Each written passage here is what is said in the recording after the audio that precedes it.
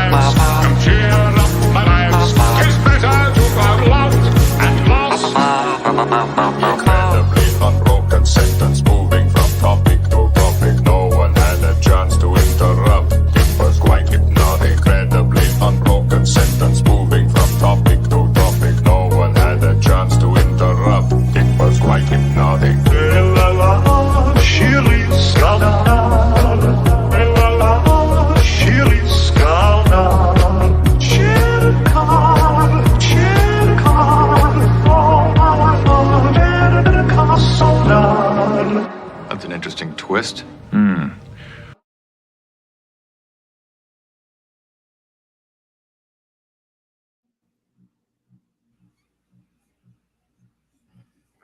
Well, Words. we're live. Apparently, Brian is muted. Words. Speaking words. Welcome to the Star Trek Engage show, and we are on the 10th and final episode of season 3 of Star Trek Picard. Apparently, Ryan has decided to join us. Apologies for the delay, folks. We had to wait for Ryan to, gargle meat. And Oops. Oh, we lost Uh-oh. him. All right, we're gonna have to wait for him to come back. You hurt his feelings. It's okay if you're gay, dude. It's like 2023. Oh, there he is. I'm actually so irritated right now that I don't even want to do this. I'm so sick of these fucking issues. I don't know what the hell is going on. God, what a fucking piece of shit is this bullshit is.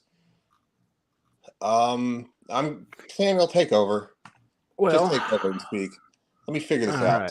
All right.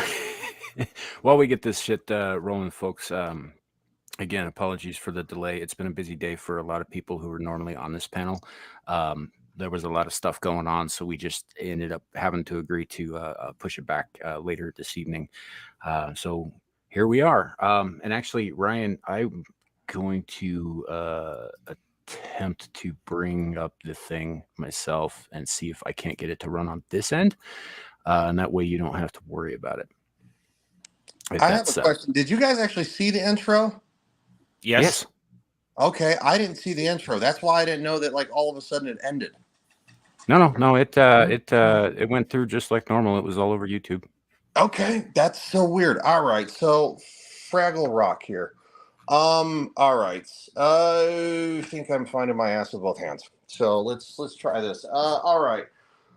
So we are going to be talking about Star Trek, Picard, the finale, and of course, I've got joining me as always the awesome Samiel the Infamous. Thank you. I am pretty awesome. And of course, Adam the Renaissance Nerd. How you doing, man? I'm good. Happy to be here at the start of the show for once, instead of coming in 10 minutes late because of another show. And I'm happy to be here. Happy to be here. Ready to enjoy this finale. Thanks, man. And of course, Devil Made Me Do It, who I was late to his stream earlier. Yeah, happy to be here. I'm a little less awesome, but yeah, finish out Picard. Yep. Ryan, are you going to be able to run the thing on your end, or? Yeah, I think I should be okay now. I don't know what the deal was, but let's say hi to the chat real quick. Of course, we are simulcasting here, which is awesome. Shadow says first, suck it, Larry. I don't think Larry watches this show as much there, so I don't think that's as big a problem. Legatus Legionatus says Adam in a red shirt, how appropriate. We had to we had to recast our red shirt because he fell by the wayside. I know my fate. At least until TNG and red is not insta death anymore. You're like, I know where I stand. It's gonna happen. Well, that's what you realize. I'm not even me. I'm a clone of me that I'm going to send out every show. The original me has lined up that, and every time, and while we're doing TOS, I'm just going to send out a clone. I'm a clone, and I'm managing all this from a bunker. Well, it has to be Ryan because Jobby Gamer get killed. That would be a hate crime. So, sorry. There are no hate crimes in the 25th century. It's all just crime.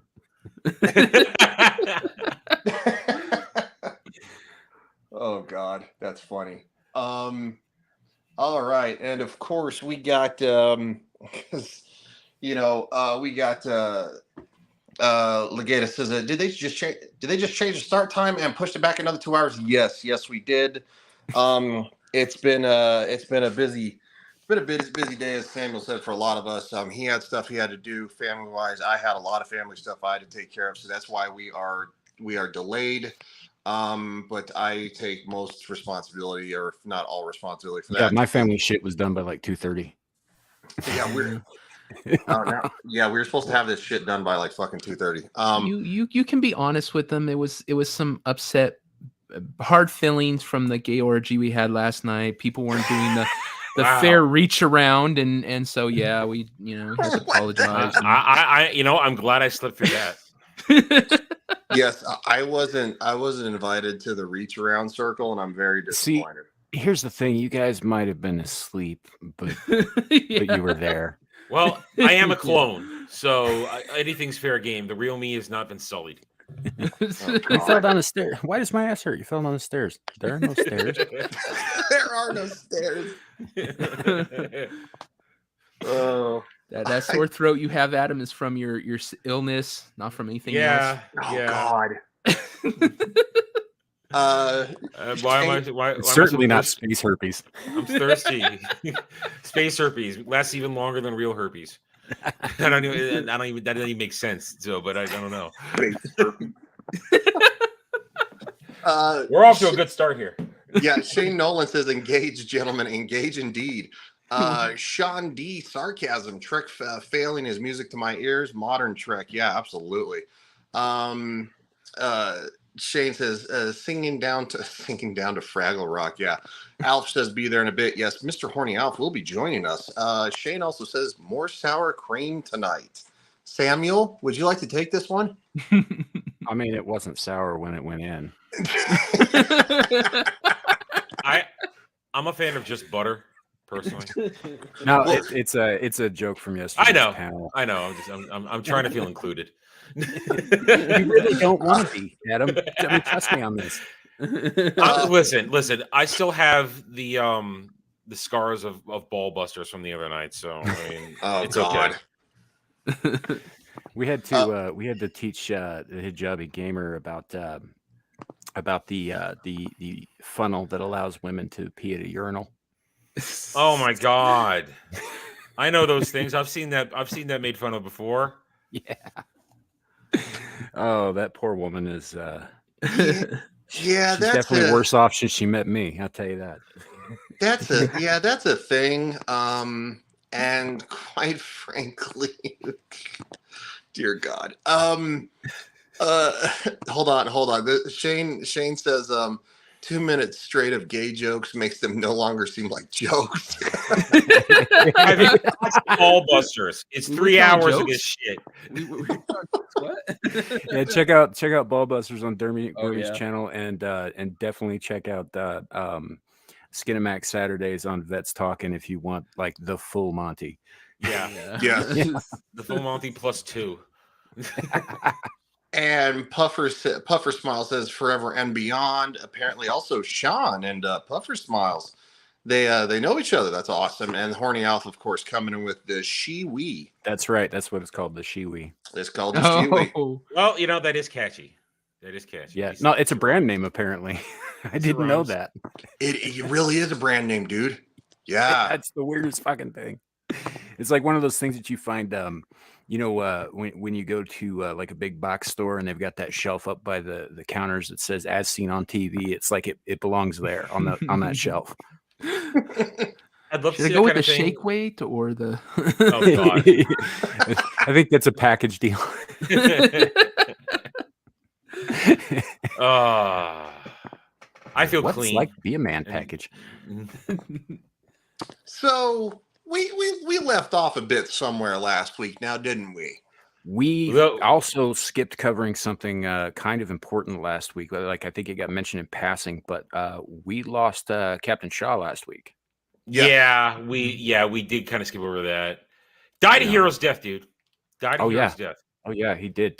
Completely fucking redeemed from appearing from his first appearance, and how off-putting he was, and generally rude and all that stuff. The character, I think that Shaw's going to stay with us. Shaw was a good character, very well written, and the way he went out was like a boss. And what was really good though? They in that moment they really did work on making sure they tied up the Shaw 7 storyline. Mhm. Well, I can actually try to because it is in the recap. I don't have my standard mouse, so I'm using a freaking D-pad. So please bear with me. I'm gonna let that one go. I'll let that one go. It's like he goes back to Colorado and suddenly everything's more ghetto. It's like it's more ghetto. Like why is that more ghetto? Because it is. Yeah, I mean, I don't have a good argument for that. It's just funny in my head, really. I mean, that is fair. I don't know. You live in Colorado, you know what I'm talking about. Hey, we used to do hey, these things. You know what a screwdriver is like good vodka and orange juice, right? yeah. We used to make what we called ghetto screwdrivers out of Mountain Dew and Potters. Seriously? Yeah, Wow. it was cheap and it did the job. Yeah, I was the D-pad was gonna take a joke from me from a different direction, but I thought if I made another gay joke, you guys would kick me off the panel. So I mean, I didn't want to say anything, but yes, we would have. I'm a clone. I have no power here. Okay, let's see if we can watch a little bit of this recap here. Hopefully, you guys can. Captain. You off the course. 7 of 9. You need a ship. Something. I think that's all they cover with him passing Yeah, right but- there, actually. Yes. So basically, what happens is there's a firefight, of course, because all the 25 and under Starfleet, officers and stuff like that have all been taken control by the Borg, and so They get into a firefight, and ultimately Shaw gets hit, and he turns over the ship to 7 of 9. Now the big payoff there is that he doesn't call her Commander Hansen. Yeah, he calls her 7 of 9 because she specifically stated to him previously when they were having a fight, "My name is 7 of 9." And I think that's a great payoff, in my opinion. Yeah. It wraps it up cleanly. I mean, she's earned his respect. Yes. And by that, I mean, she's earned his respect by being who she is, by standing up and doing the right thing when it counted, by, stepping in where he couldn't, and just doing the job. As much as she pisses him off, he respects what she did. Mm-hmm.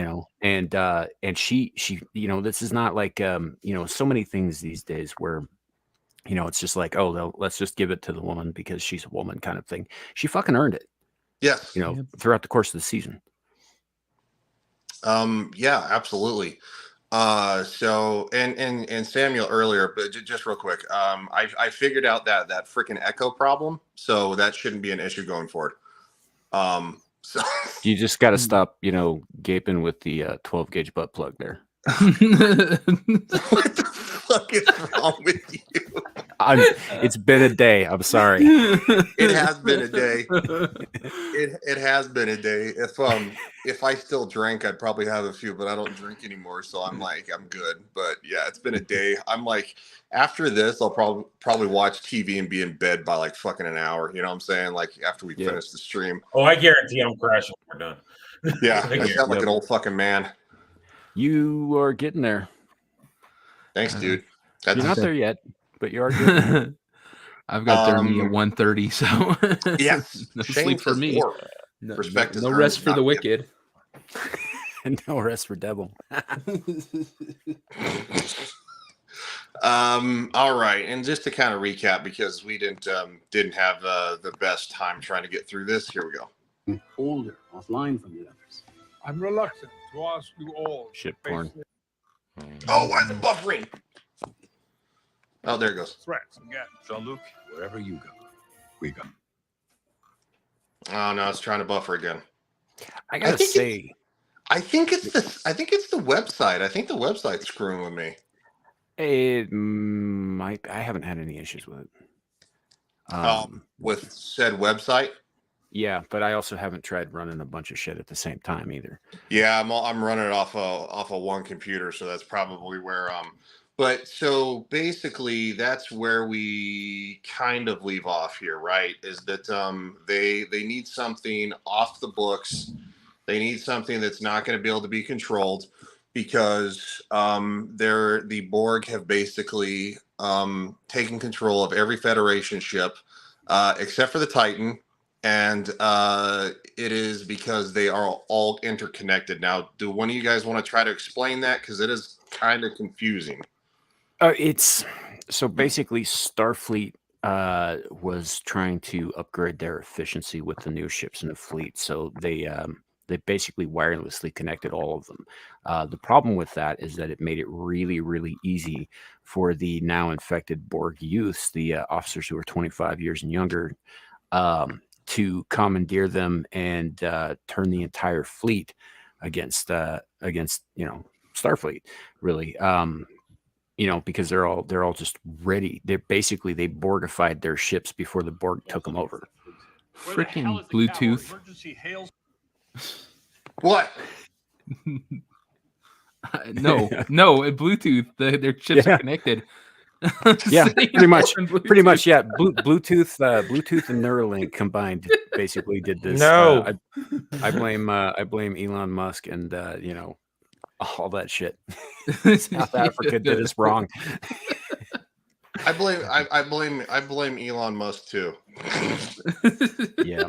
So, but basically, that's the Starfleet linked up all their new ships partially for the most part. I think was more for efficiency, but also, to help them coordinate the Frontier Day spectacle or whatever.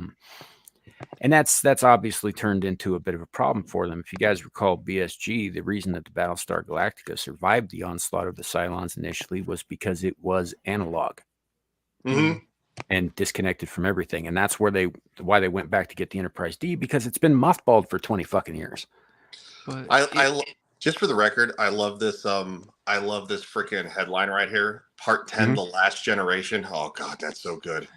you know, I love that they end up back on the Enterprise, because isn't that just the poetic thing of it? That the last season Picard, he gets his ship back, kind of thing. So it's very poetic. Real quick, Sean D sarcasm. I get what you're saying as far as New Trek generally being really fucking awful. I get that. I do. I personally think, and I think the boys on the panel here with me will agree, that season 3 of Picard was a massive step up. I don't think they're going to be able to repeat that, but this was worth watching. Oh yeah, absolutely. Yeah.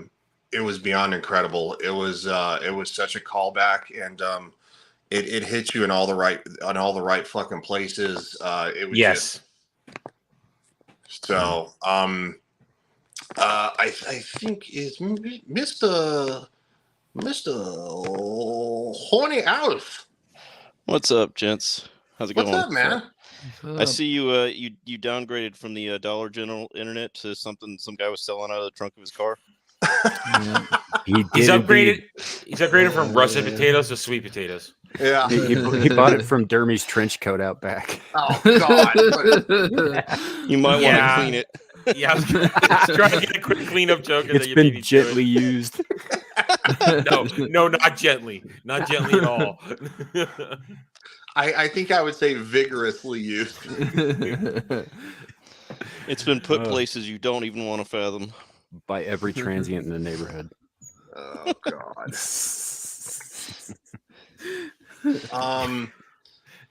Let's see. It's been to the truck stop. Johnson, was it good, or was because the first 2 seasons were so bad that mediocrity is getting overpraised? No. I think it was good. With the first 2 seasons, it was really that damn good. It's a love letter. It's a thank you. We're sorry, is what it is. It's the ending the Next Generation crew should have got. Yeah.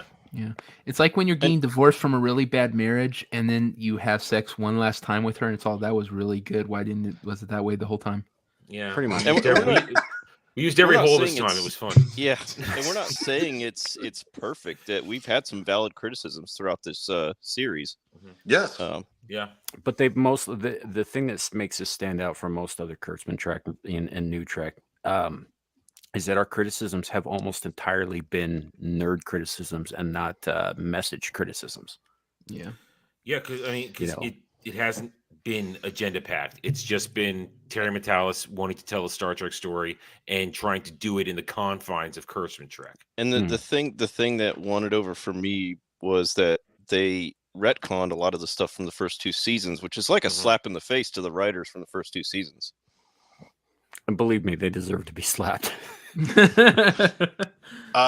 Sean says most Trek guys, gals seem to love it. Also, I'm just here to stop the echo chamber.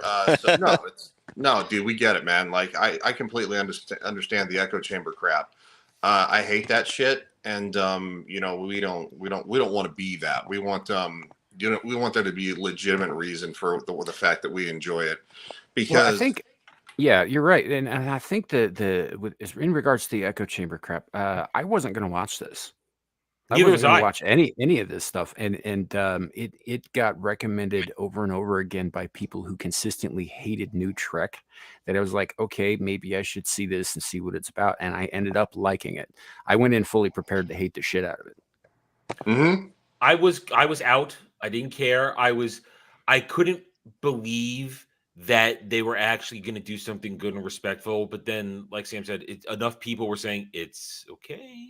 It's give it a look. It's not. You're not going to be angry, and I was so happy to be not be proven wrong, because I didn't have any opinion, but to be surprised. I guess that's what I put it. So I want to say real quick to Sean, you know, dude, we're here having fun. You know, you want to make fun of us, you want to call us names, you have any opinions you want, man. Like we're not going to sit here and tell you that your opinions are wrong. That's not our style. We value everybody's opinions. We may not always agree. You know, and shit, clown the fuck out of us. It doesn't matter. Except Dermy. He can go to hell. Yeah, Derby's not even here. I know. Don't matter. He gets ripped on like every stream now, even if he's not there. Man, he himself. started seeping into my streams on my channel. I never picked on Dermy before. Now I'm doing Dermy? like Dermy is the Borg of YouTube. He's affected everything. There was a comment from Outpost Nerd. He was asking about Kurtzman not being involved, and really, Kurtzman was kind of checked out. He had another project he was working on when season 3 went down, so he wasn't really involved. He was off effing somebody else in a year. If I was understand correctly, his contract is basically set. You know, he doesn't have to be involved. He's getting paid no matter what they produce. Oh yeah, absolutely. Didn't he just like re-up his contract? 2026. 2026. Yeah, they can't get rid of him. So, you know, and he's like, yeah, I'm gonna go do other things. Fuck this. And I think that's the only reason that Metalis was able to slip in and do anything worthwhile with it. They gave him no money and they just effed off to go screw with something else. And Metalis, who has worked on real Star Trek, who understands Star Trek, who knows how to make good television, go watch 12 Monkeys. He knew how to put it all together. And he gave us this nice little farewell. What's up there, grumpy old gamer? Appreciate you stopping by, man. Hey, Grump. How's it going, man? I think that's probably. I wonder if that's because was there not a memo that went out in one of the major studios recently that said do not hire fans of the thing that you're making? I wouldn't be surprised. You know, I wonder if Metalis is part of the reason for that. They're gonna make you look bad. Yeah. Wait, when did you hear this, Samuel? You know, I'm not exactly sure. I think I heard it on one of the bigger YouTube channels. But you know what they should do? They should go back and be the 80s and the 90s. Just take credit for it and be happy. Even if they do it, just be the higher up executive. Say, yep, I did that, and take it, and then not care. Most of those higher up executives don't even watch this stuff. They're just, what'll make me money, you know? And then the middle management lie to them and say, yeah, we can make this stuff with Kurtzman, you know? Yeah, they just like watching those piles of beans get higher, but when they start getting lower, that's when they take notice. Well, yeah, I mean, they literally they hire people who have no idea about the source material, don't give a shit about the source material, and then they wonder why it doesn't make any money, and they're like, "Oh, I don't understand, guys, what's going on?" It's like, are you guys serious with this? Well, it doesn't help that these entertainment companies are basically lying to their investors. You know, they don't reveal the actual streaming numbers, and it's a disservice to all the investors and people that put money into these companies. Yes. Shane Nolan, you might be correct. That might have been Marvel. Might have not had anything to do with this, but I wouldn't be surprised if something like that was circling around Hollywood. Yeah. No, I very much think it's a Hollywood thing because I don't trust these ass clowns as far as I could throw them. Outpost Nerd says this season felt like the most real season of Star Trek. Their feelings were more like they would really be. Loved the vacation comment about maybe going to Orlando. Maybe made me laugh. That's pretty funny. Yeah, I do remember that. I guess we should dive in, huh? Yep. Spaceborne. I mean, good. Like, goddamn. Starbase's taking a freaking beating. It's taken more than a beating. It's getting fucking ass blasted. Did you guys ever watch the Orville? No, I have not yet. No, I watched all the way into the part of season 2, and I never finished it. But it's great. Okay. I loved it. There's an episode where this planet of synthetic people comes to destroy, like, you know, our heroes and their Federation knockoff or whatever. And they were in a formation very similar to this one. Even though the Orville is kind of more of a space comedy, it felt more Trek than Discovery did. I would agree. I'd say the first 2.5 seasons were incredible television. The last half of the third season fell off. I think they had some of the writers or some of the actors from other Star Trek shows actually come on to do Orville stuff. Well, yeah. Basically, Seth MacFarlane was like, "I want to do Star Trek," and they wouldn't let him. So he's like, "Fuck you! I'll do my own thing." And I'll make my own Star Trek. Yeah. He was in Enterprise. He did a spot in Enterprise, I think. The Kalon. Thank you, Legatus. Yeah, he was there for like it said one sentence, I think, but still he was in there. I want to say some of the Next Generation crew have been on Orville. Mm-hmm. Yeah, I believe so. Really? Yeah. Huh. I did not know that. Great Norm Macdonald was and I think a pile of snot. Yeah, he was great in there. I think I heard Jonathan Frakes might have done one of the episodes of Orville. I think he directed. Yeah. Yeah. So we are back on the Titan. 5. Unsanctioned movement. Deck 5. Eliminate all unassimilated. That's an issue. Funny side note, I noticed this during the credits, but the chick who plays Alondra LaForge, Sydney's sister, is LeVar Burton's actual daughter. Yes, I remember hearing that. Yeah. Really? Little side note there. Yeah. I didn't know that. That's wild. Yeah, there was an interview with LeVar where he was talking about how proud he was to be able to act across from his daughter. Yeah, I had completely missed that until late last night, and I was just like, "Holy shit! No wonder she looks so much more like him than Sydney does." Yeah, you know what? That's actually a pretty good point. I didn't know that. I did think that they looked a lot alike. Yeah, Sean, deep lore drop. Yeah, very, very deep. Oh, so deep. All right, too many jokes. Oh, really? I just loaded this. Come on. I wonder if because Brian, your avatar just glitched out too. Yeah, yes, you're the white nip. You're a nipple. Yeah, it did. What the fuck? All right, well, you're the internet fixing that. just hates you, dude. I'll bring up a topic about Star Trek while you're fixing that. So for all the people that especially that are surround the fans of Star Trek Discovery, and they're like, "Oh, we need some diversity in our Star Trek," is like, wait a minute, hold on a sec. You go back to TOS and even TNG. I was introducing TNG to Commander Phil a few months back, and he's still been slowly watching through it. He's like, "Wow, this show is really diverse," and they don't make a point to tell you about it. So, I mean, that was something that Devil and I noticed last night watching the Cage, the original pilot of, and there goes Ryan, of the original series, is that when Pike takes his landing party down to the planet's surface, his second in command is a woman. She takes control of the ship.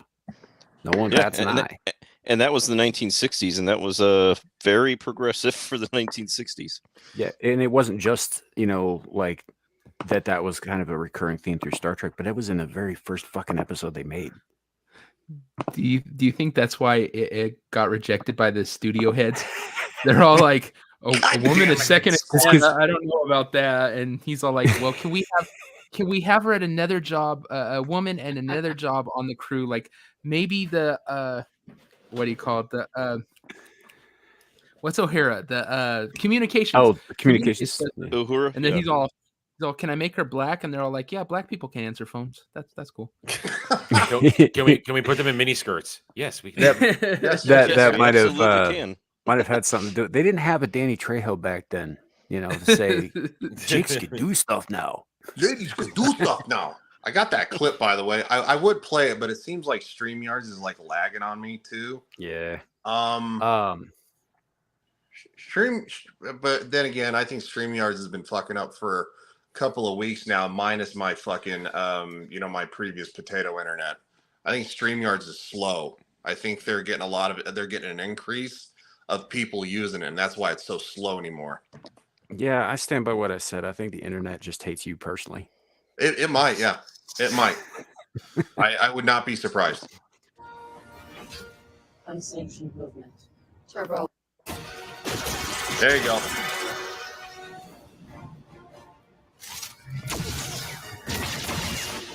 Is this me or is the video very laggy? Yeah, we have audio and it's just we're not seeing what's happening. We're hearing what's happening. We're not seeing what's happening. Wait, so you guys aren't actually seeing what's going on?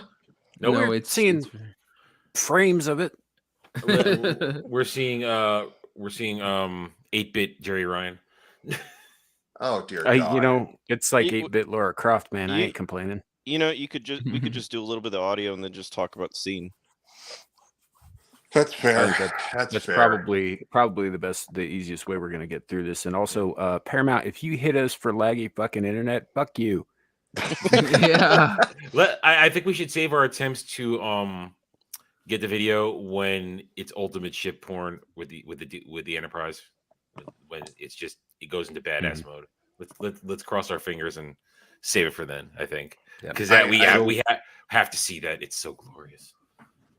Yeah, I think here we are right now in this scene. Basically, the Titan. It's showing the interior of the Titan. The older officers are under attack from the younger officers, who are all Borgified now. Exterior, all those ships have already been assimilated. The Titan is the last. Yes. And they've all turned their guns on space dock and have taken out all the other planetary defenses. Once space dock goes, there's nothing defending Earth. Yes. So did it work, or did we just kill them all? Oh, and this right here, they had this engineer dude. He basically figured out how to program a transporter into their particle beam weapon or their particle weapons. So when they shot people, they weren't being stunned and they weren't being killed. They were just being transported off the bridge. That's clever. Yeah, it was. It was kind of clever, and it's nice to see that they're not all standing on the shoulders of stuff that's come before. Like, obviously, this is something that, if given the opportunity, somebody like Montgomery Scott could have come up with. But this is like way later than that, and it's nice to see that the people who are in Starfleet are still the best of the best. They're still good under pressure. They're still innovative, and that's how it should be, as opposed to crying like little bitches in hallways. Mm-hmm. And what I like here is also it's a callback. I think maybe I'm reaching. In the chat they're saying it was something they already did. The transporter darts they did like in TNG or DS9. Insurrection. It was an Insurrection. Okay. Where they did the transporter darts. And I'm gonna bring in a movie thing. I feel like this is a subtle call to First Contact when what's her name is criticizing Picard about not trying to save people who've been assimilated. Alfred Woodard's character. When she's telling me you didn't even try to save him, he's like, no, it's better off that we kill them. But everybody tried to save you. I feel like maybe this is a subtle callback to that. They're making sure to try and save them and not just wipe them out because they've been assimilated. I think that's probably fair, and it's also probably due in part to 7 of 9's own experience as being a liberated Borg herself. Mm-hmm. Yeah. But they're also, I think one of the nice things about the biological assimilation that they're experiencing is that what they're not doing here is pulling fucking ocular implants out of people's fucking skulls when they were in season 1. Yeah. So I love Seven's speech here that she's about to give. It's a really good speech. Is the video playing better now? A little bit, yeah. Okay, cool. I just want to make sure because there is stuff I do want to show.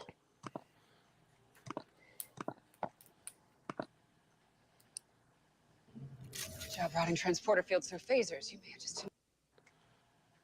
And all of a sudden it runs out. Yeah.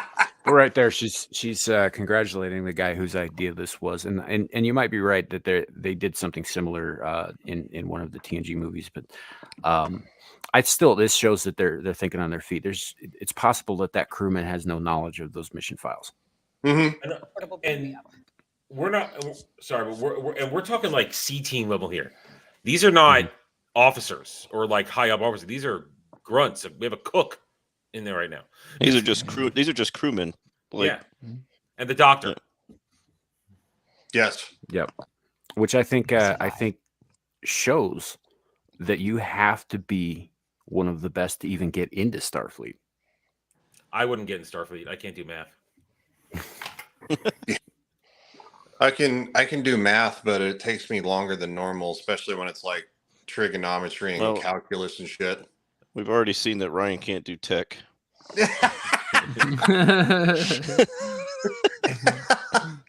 You suck, dude. Oh yeah, outpost nerd, lower deck, stepping up. God, what a piece of garbage that is.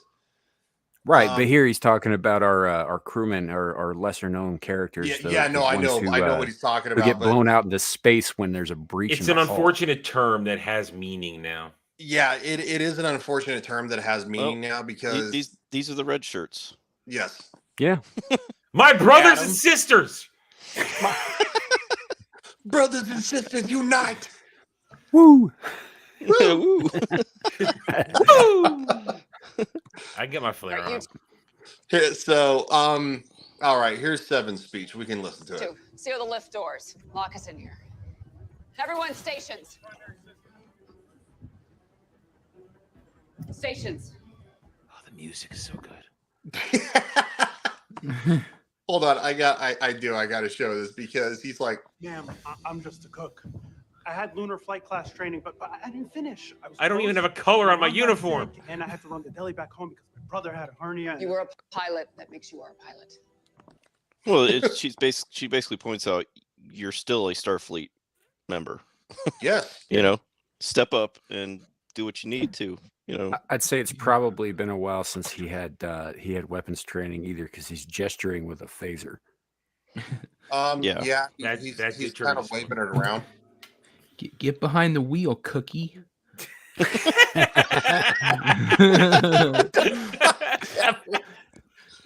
Wouldn't it be fucked up if he gets behind it and like literally hits another ship instantly and they're all maybe it was a bad idea. He's like, he hits a button. Shit. Sorry. We're in gear now. We're in gear. Wrong button. I didn't power up the other nacelle. Oh, hang on. Wait. Okay, we're good. We're good. Sorry, guys. Sorry. You got this. To your station. She did that with authority. She didn't give him an option. Open that maintenance channel. Oh yeah. Every time I try to it's fighting with me here. So basically here. Open. So they're talking about that the shields are obviously all Starfleet is firing, and the shields are starting to come down, and things are starting to get pretty dire in this situation. Titan is still under the control of the collective. We have to find a way to disconnect this ship from fleet formation before they find out that we took it back. Somehow.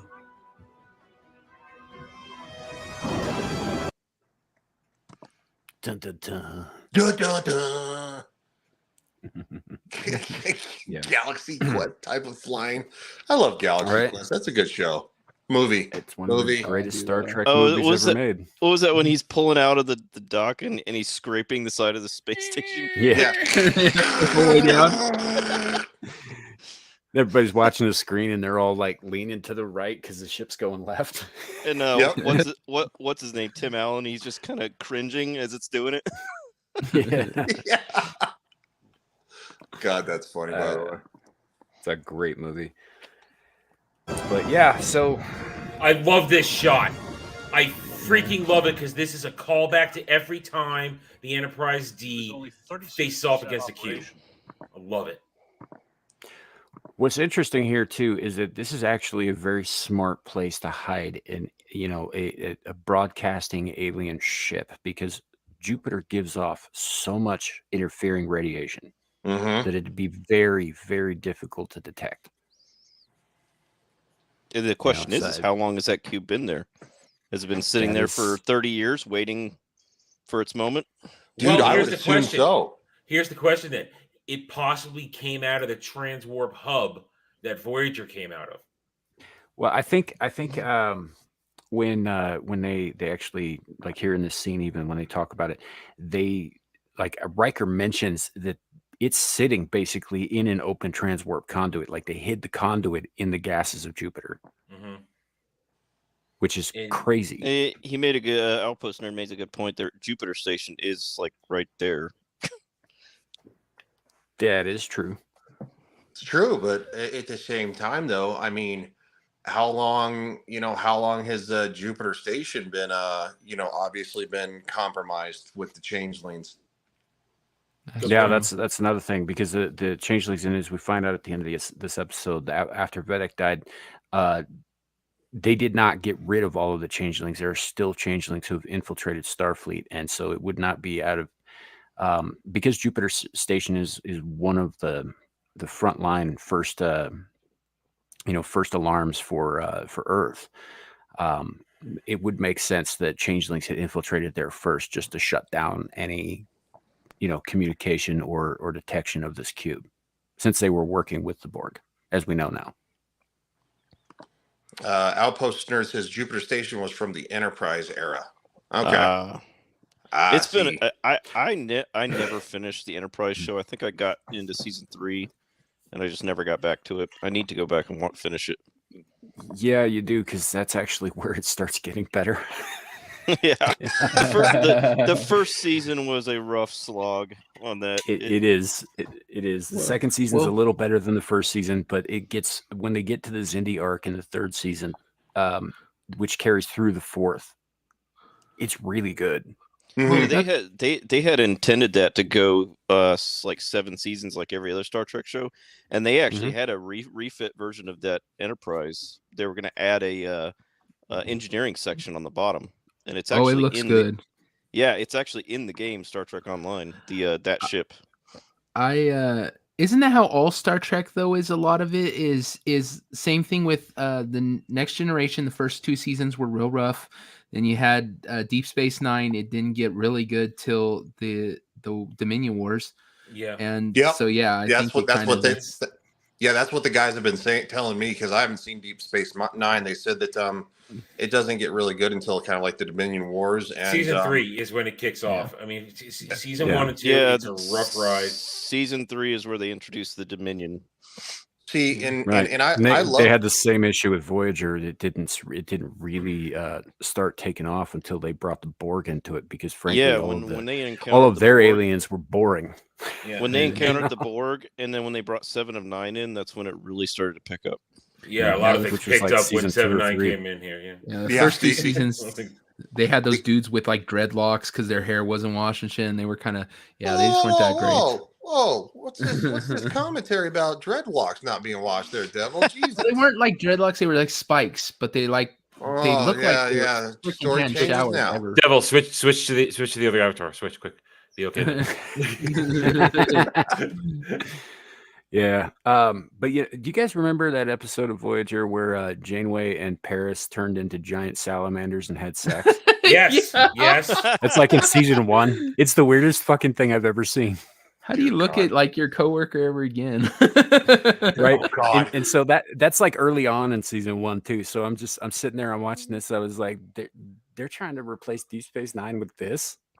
Even the one-off episodes later in Voyager were pretty good too. There was one with Jason Alexander played Costanza from Seinfeld that was pretty good. Oh yeah, where the brain kind of smart people ship, what do you call it? What's that called? Where there's a bunch of smart people together. The Packwoods? No, I know what it was that episode. It was a bunch of the like smartest people in the Delta Quadrant were all on this one ship. Yeah.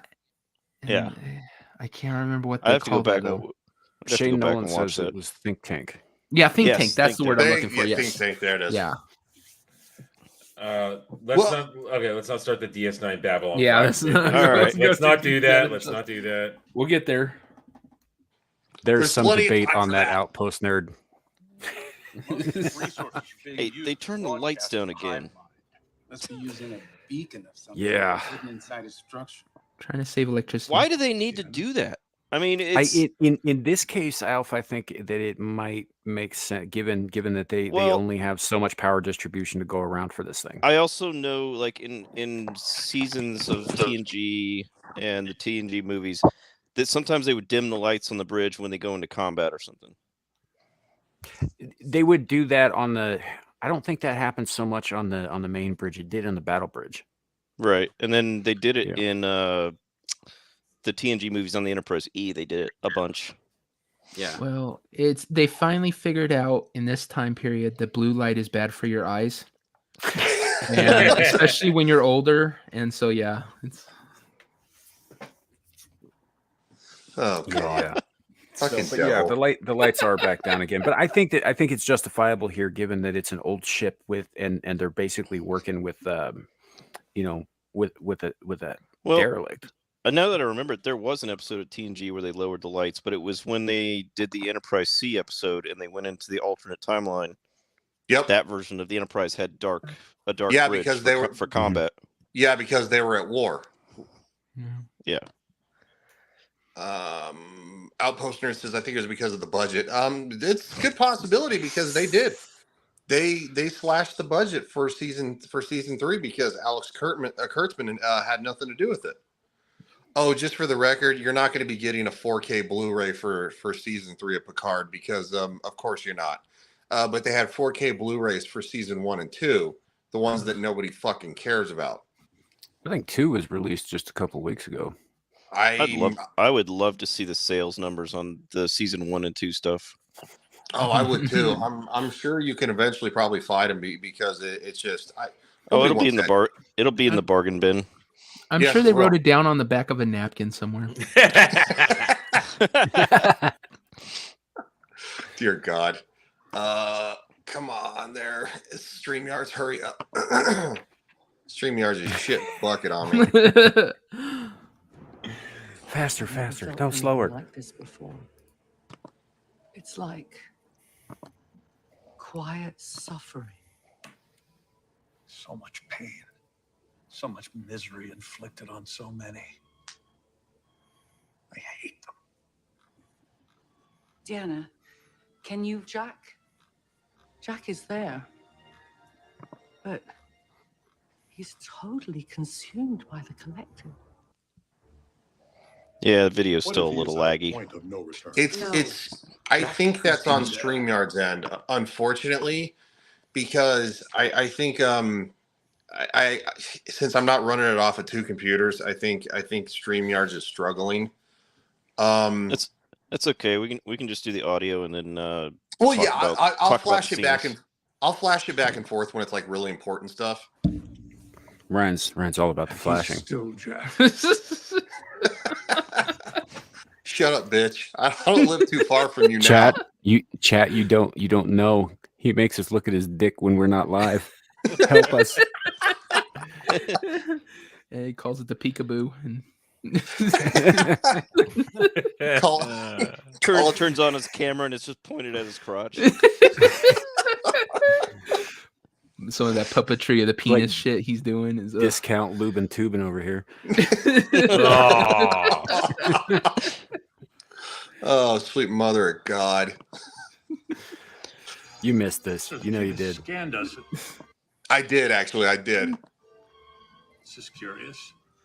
Shields are lowering and weapons are redirecting. What is this? It's an invitation. No, it's a trap. Somewhere on that cube is a beacon projecting a signal across the solar system to the collective. Our objective is clear. Locate it and destroy it. That will sever the connection to the assimilated fleet. Put an end to all of this. Yeah, but locating it is going to be tough. That beacon is so powerful it's scrambling our sensor arrays. I think the only way to find it is to beam down there, access its systems directly. What about Jack? Any life signs? I've been looking. This is all I'm getting. Computer. Isolate life sign energy signatures that mimic human neural frequencies. Electropathic pattern located. I love that they brought back her voice for the show. Yeah, it's so. I do respect. too. Respect. Mad. There's respect. actually a there's a throwaway line that Riker throws out at the end of the episode. He says, "I really missed that voice." Yeah. You know? Yes. R.I.P. Major. It's moving so fast, but that's a human brainwave, not Borg. Maybe I can. Skipping on me a little bit. Come on, their stupid website. I hope it doesn't skip on Worf. Yes. Well, I always try to like preload the episode, but sometimes it doesn't always work. Riker, Worf, and Beverly have some pretty good lines in this episode. Yes. Worf is the MVP. Worf is MVP.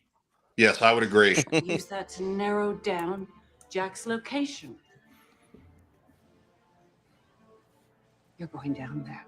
I need you to lead me to him. You brought him this far. Let me bring him home. You're not going alone. And I will make it a threesome. You even hear yourself? I know. Hold on. I got back up. I got back up. It's brilliant. And Michael Dorn's delivery is just perfect. You know I got to back this shit up right now. Let me bring him home. You're not going alone. And I will make it a threesome. Do you even hear yourself? Oh, see, that's just fun. That's just fun. The banter with Riker and Worf in this season has been cathartic. I love that. I love that how Worf just says it so nonchalantly.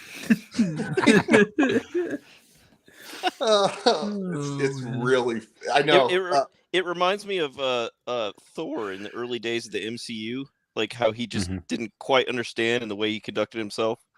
Yeah. Well, it's an easy way to display cultural and language barriers when everybody on screen is clearly speaking English. You know, and I think it works here. Although Worf has been around humans long enough that I'm sure that came up at least once or twice when he was talking to Jedzia Dax. You know what I mean? Ooh. It's sometimes just that little drop of lowbrow humor just really sets stuff off, doesn't it? Yeah, I know. Don't have to complicate a joke. Do you even hear yourself right now? You even hear yourself? And he even has, and it's not lowbrow. He has his best line of the episode later on. It's just thank you. I love it. When we get there, it's gonna be glorious. Oh, we're gonna get there. Yes. I was gonna say, Adam, try and keep it in your pants till we get there. Can't. He's already got the chubby going. He's already got it whipped Half out. mast. It's like the fuck is that noise, man? There's no telling what the cube is going to do next. Captain. Believe me, Data. No one wants to tear them limb from limb more than I do. But right now, we need every advantage we can get. And that means having you on the ship. Very well. Number one, Mr. Worf, once aboard the cube, locate the beacon and transmit its coordinates back to the Enterprise. Mr. LaForge, you have the bridge. Aye, sir.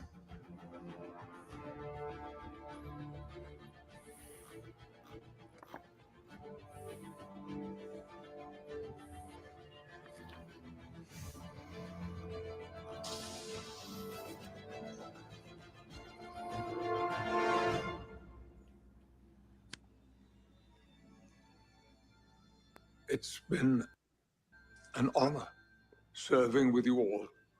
I love it. I love it so much. I always kind of feel like that line's a little bit cheese dick, but that's just because I watch so many things where it happens, you know. But I think particularly in this episode, every member of the main TNG cast who's involved here, every single one of them gives standout performances. I would agree. I think it's I think it's incredible having all of them back together because I think it really, um, Sean, definitely cheese dick, but that's probably what makes it so good. Sometimes a little cheese is good. Yeah, sometimes a little cheesiness is good. It just it lets you know that the showrunners actually kind of give a shit, you know. Because they're kind of hamming it up a little bit just for our sake, right? Right. This is teetering on that line between drama and melodrama right here. But I think it walks the tightrope well enough, and I think their performances more than make up for it. Yeah. And I would agree with that outpush. The shot shows how much fear Deanna has now, and I think it's a callback to the conversation she had with Picard and Thazman back in season 1. Well, this is important to note too, is that Deanna's not feeling just her own fear. She's feeling the fear of everyone in that room. Yes. Well, know, I mean, and- they all know what they're up against, and it's quite significant.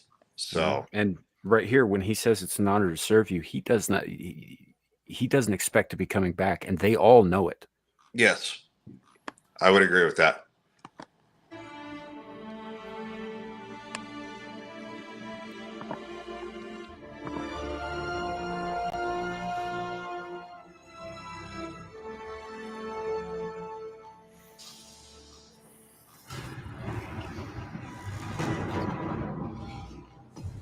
That's a very cool shot. Oh, I know. Fucking menacing as hell, too.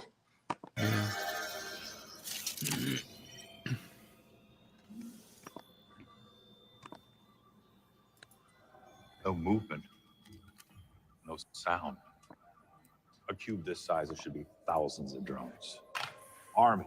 You appear to be oddly disappointed you're not outnumbered. Yeah, well, I've never found myself in a too quiet situation that ended with a pleasant surprise. You don't leave the doors open if you want to keep the wolves out. And he sounded really old just there. Yes. Mm-hmm.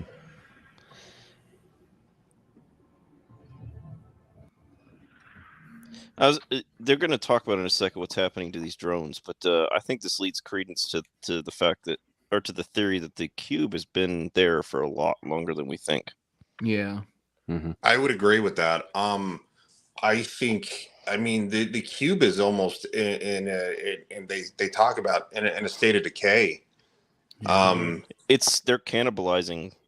Yes. Yeah, drones. it's being consumed to sustain something else. I mean, we're going to get there in a minute. This is the same queen that Janeway poisoned back at the end of Voyager. It's the same one. And she's been hanging on, and she's doing everything possible just to set this one perfect moment up for her super assimilation game plan. So she's cannibalized the whole shit. Shit. I didn't know that. Apparently Michael Dorn designed the sword he used in this. Oh, cool. That wouldn't surprise me. He's actually had quite a bit of a hand in a lot of the Klingon cultural stuff that Michael Okuda came up with ever since they changed up how they were doing this. And when he took on the role of Worf, it was obviously just a job, but they started asking for his input and stuff, and he started giving it. I think he's had a lot more influence over what we see on screen with the Klingons than anybody ever guessed. Yeah, That's I mean, awesome. I'm not surprised because I bet he was very happy to go away from a Batleth to the Mechleth in DS9 and then carry that even over to the. Yeah, I did not know that, but there you go. Yeah, as if they weren't zombie-like enough already. Yeah. Because they're deceased. The necrotic tissue is being cannibalized, consumed. But to sustain what? Whom?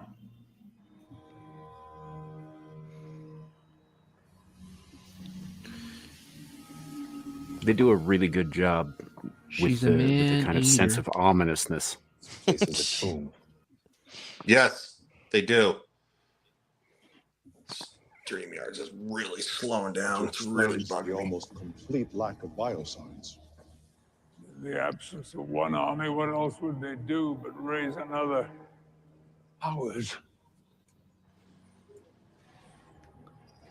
That's a reference for those who have not been following, I know most of you guys in the chat have been, to all the kids who got turned.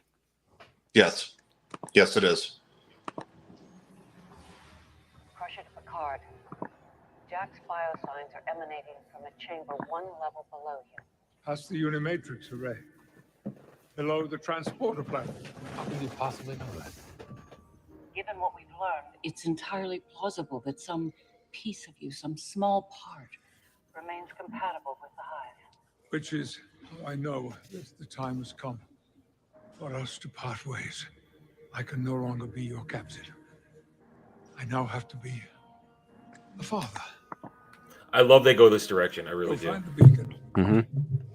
Yeah, I like that. Gosh darn it. Literally switch over and it stops.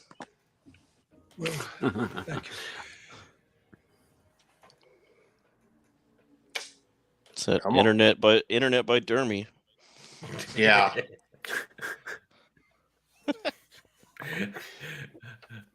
Yeah, internet by Dermy that's peeving me off. I'm resisting so many Yeah, jokes was that it- just came to mind. It's resisting. Right? Was it? I was like, yeah, go ahead, do it. Go ahead, Yeah. do it. Don't do it. This is something that my dad used to say to me about ex-wives. You know, the fucking you got ain't worth the fucking you'll get. You know? I gotta remember, I have to save this kind of stuff for Friday. I have to save it because it's more impactful then when he's there to frown at us. It's so funny when he literally has like a fucking fucking meltdown and shit when he gets mad and butthurt. The octave. I love watching him in your Get Ranked streams. He's in the chat. He's in the chat just spurging out. Yeah, he's literally always in the chat spurging out. And it's just I'm wondering if he's gonna freaking do a video. Seriously, I'm not even joking. I'm wondering if he's just gonna like hop in there and like make fun of us for like knowing stuff about cars or something. How could I told you they he'll find a way. How could they make a list and not put the Pinto on there? It's just like, what the heck? Where's my hatchback?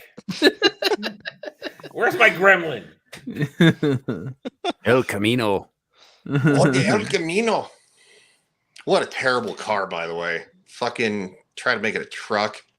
That thing was so hideous. You know, It's they not really like either. It's they kind like of like those. a Liger. It's disproportionate and sterile. What's that? What's that car company in Australia that's owned by GM? Is it called Holden? Something like that? They like specialize in car trucks. For some reason in Australia they love those. Well, You can fit 4 I don't know. kangaroos Maybe they hit their heads a little hard when the emus kicked the shit out of them. Yeah, we were talking to Mazza about that the other night on. I know. I watched that one. That was good. Yeah, and he's all like, "You guys, if we sent the emus over there, they kick your guys' ass or something." I was all like, "Bullshit! KFC would have a new menu item." Right. There was this. We have guns. Bucket of emu. So did they. They had Yeah, guns they had too. guns That's and the they thing, still Adam. They had lost. machine guns. Oh, I was gonna make a joke. They have flintlocks. I mean, that was the thing. No, Well, they had fully automatic machine guns, and they still lost to giant flightless birds with no thumbs. No, we're not joking about that, by the way. We're really not. And it gets better because it didn't happen just once. It happened. Yes, it happened twice. Fucking twice. I can no longer be your captain. I now have to be a father. Go find the beacon. Well, You know what's excellent about this is that in modern media where they have the message, fathers can never be good fathers anymore. They're always fuck ups. Yes, And they're always pieces of shit. this is going down the opposite route. He is actually Yep. saying, "I need to be a father for him." Yeah. Yes. And no, I guess we're gonna say it. I might want to say it now since we're talking about it. Being a good dad saves Galaxy. Oh, yeah. Pretty much. Yeah. Yeah. Being a good dad saves the galaxy. Hey. I mean, it doesn't make up for all those missed ball games, but yeah. Damn it, Dad! You missed my ball game. Now I'm gonna be a Borg. I mean, essentially, that's what Jack says to him. Always. Mr. Wolf. There are two turns of phrase a Klingon never admits to knowing. Defeat and farewell. That's a good line. We should be going. Is that the one that got you rock hard, Adam? No. Okay. No, I know which one he's talking about. No. I know the line he's talking about. I'm not turned on yet. We're not turned on yet. That was whole just a internet tease. spurred out on this line that he's talking about. Jesus. We must part ways. Beverly, lead me to our son. I can lead you to the next level, but after that, the interference increases. And I'm unable to be more specific with Jack's location. Jean-Luc, Beverly, you thought of Jack from the beginning, shielding him from danger.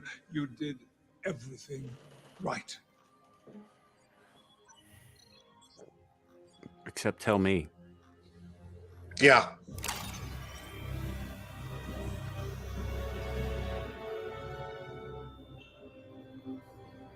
So he starts walking down the long hallway, obviously, because he is going and Samuel, do you want to kind of lead us into this? Because he's heading in a certain direction, and he's going to where you would find the technically the center of the hive.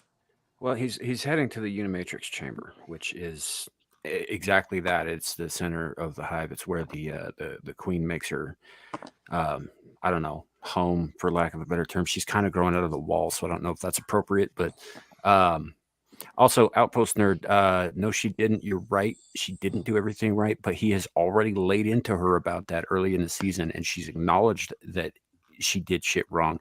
He thinks he's going to die here, and she does too. So he is trying to steel her for what's to come.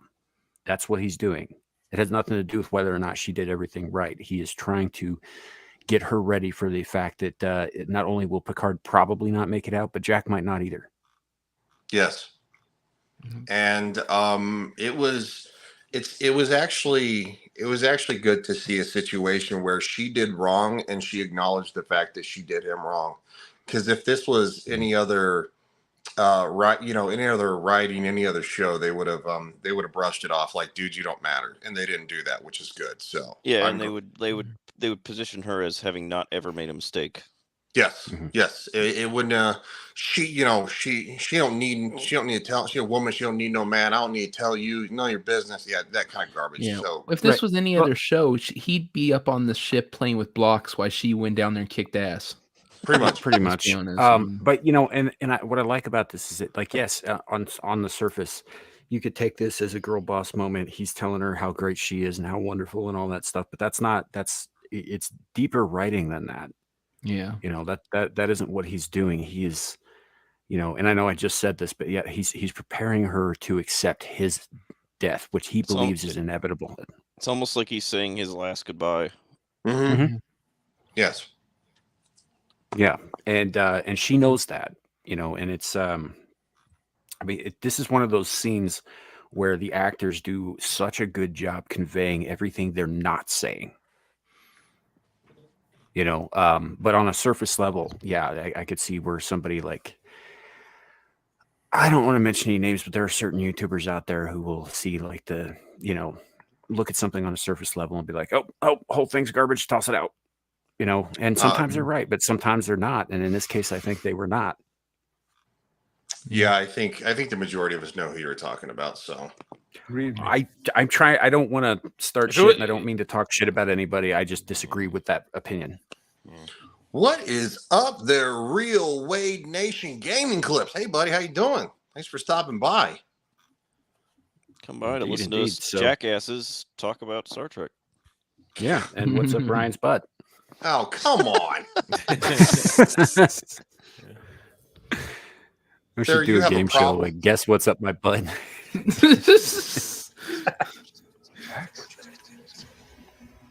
The world's the Federation. Hear us. Your biological and technological distinctiveness will contribute to the whole. Your cultures will evolve to serve the future. Peace and prosperity will spread across the galaxy. You will be assimilated. You will exist in a universe without fear. A I universe really without like loss. this guy that plays Jack, and honestly, with the young crew they had on the Titan, they set themselves for a layup for a new show, and they totally said they're not going with it. Oh, we'll get. Well, yeah, I'm keeping my powder dry for the final moment. Yeah. Yeah. Unbroken. Perfect. Those diseases are of the past. Jack! You hear me? Concentrate all firepower on command. Fire, Jack, fire, I'm fire. here. I'm here to take you. Oh yeah. There she is, voiced by Alice Krieg. Exactly. That's what makes it perfect. That's Look, what makes it perfect. I'm not gonna lie, Alice Krieg's voice gets me hard. Always has. There's something about that woman's voice that is extremely sexy to me. So now you're the one. You're the one who got excited. Now I thought it was going to be Adam first. Oh yeah. No, what's weird about it is that I know she's like 82 years old at this point, and her voice is still sexy. Was she the one that played the Borg Queen from First Contact? Yes, she was indeed. Yeah, she is the Borg Queen, and then they brought her back for the Voyager series finale. Nice. There she is, looking like something out of like Fallout 3, though.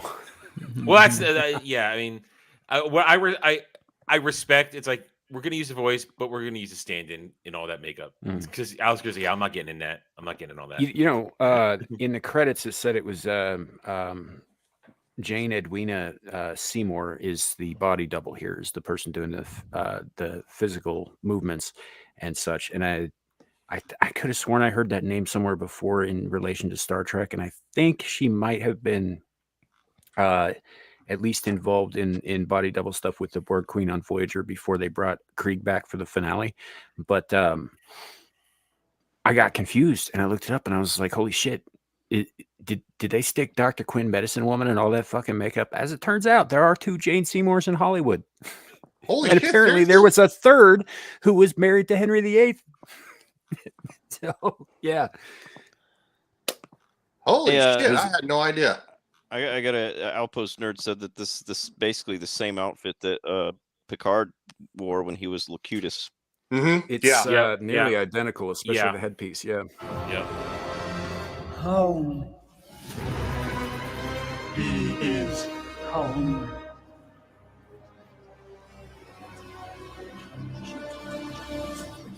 You are home. At last.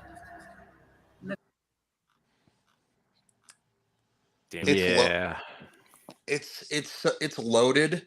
It's so irritating me because I can tell it's not buffering because it hasn't loaded. Like, there's a watch bar and then there's a load bar, and the load bar is past where it should be. I don't know what the fuck. Judas has returned to his true family, to his collective, to me.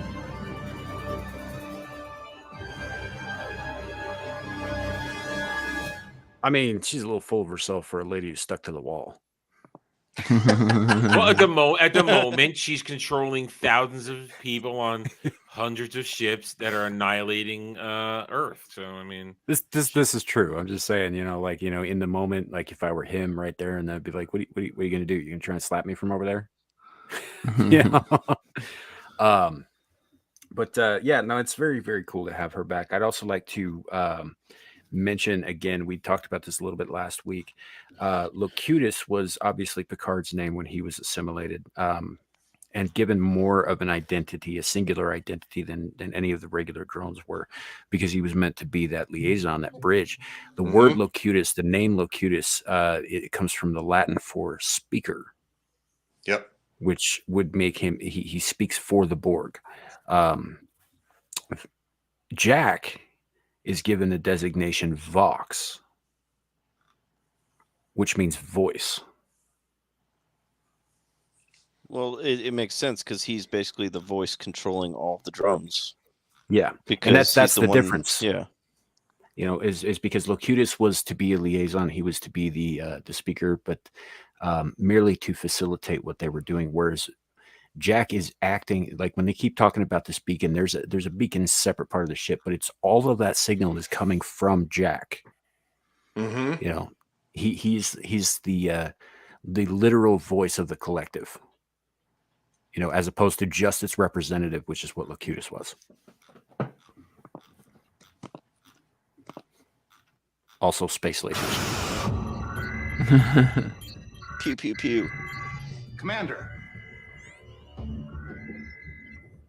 There's a Federation ship near a Borg keep. Galaxy class, registry number NCC 1701D. The Enterprise.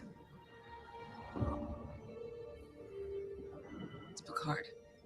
They're engaging the Borg. Enterprise D? What's left of that thing is ancient. It's not tight. What's left of that thing is awesome. It's awesome. And it's sexy. And it's going to own shit in about 20 minutes in the show. Age is just a number. You know, oh man, I got to rebuff against the age thing because they can modernize ships. I mean, look at the even in our U.S. Navy when they brought back the battleships that were like 50 years old and they modernized them into the 80s and 90s. But yeah, I mean, even in Star Trek Online, they justify why older model ships are still around because they're at war and they're having to bring every ship that they have available to that front, and they modernize everything. So the body of the ship's still good. You can just gut it and put in the better stuff in. Yeah, refit in games like Stellaris, and I'm sure they're going to do it in the new upcoming Paradox game, Star Trek, the new Paradox Star Trek game, Grand Strategy. If you have fleets, you have everything lined up. You have select the fleet. You hit the refit button, and it will automatically upgrade everything in the fleet to the modernized version. So it's a thing in science fiction. Yeah. Yes. Yes, it is. I do the new system, which means it can't be controlled like the rest of us. Right, we need to find a way to do the same. Come on, StreamYard, you're. I'm convinced that Raffi's only in this episode to state the fucking obvious. If they're making a play to shut down the collective system, we've got to buy as much time as we can for them to do it. So I would agree. I would agree. Yes, I think. I think she's in this just to be, you know, for like whatever. It just.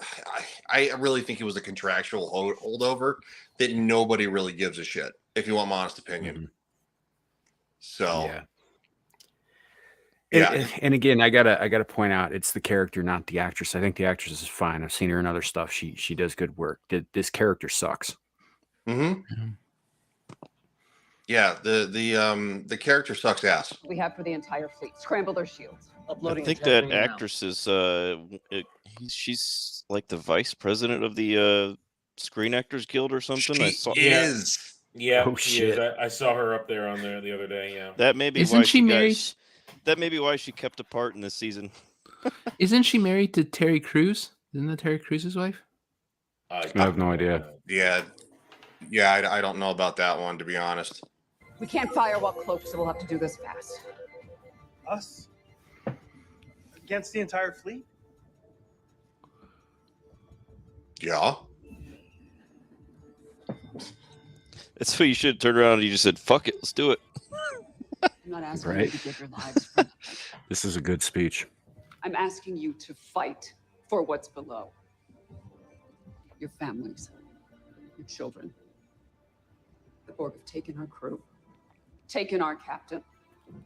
But in this moment, here and now, we are all that is left of Starfleet. It's up to us. Clicking device online, Captain. Engage. Yeah, you did. Yeah. Okay. Yeah. Come on, Alf, StreamYard. yeah. What have you done to him? Outpost Nerd made a But good I comment do. that that's not the same woman from Screen Actors Guild. But for the life of me, I saw her on TV. She could be a doppelganger for the lady in this show. No, it was her. No, it was her. It's this actress. She is there. Was This it? has her haircut. No, Yeah, it's her. Yeah, that's the actress. It's her. It's the actress. She's up front. Yeah, she's the vice president of the Screen Actors Guild. Yes, And she is vice president. I was wrong. She's not the married to Terry Crews. For some reason, I thought they were. Because I was going to say we shouldn't talk shit about President Camacho's wife if that was the case. You know, like I said, man, I had no idea about any of that stuff. And I don't think that it necessarily bears relevance to what I was saying. Is that she can and has done good work as an actor. Oh, yeah. And that the character here, Raffi, it is garbage. It's just a poorly written character, written by writers for the message. I wonder if Raffi was actually like a self-insert for a writer who wasn't actually on the show anymore when they did this season. Oh, okay. I think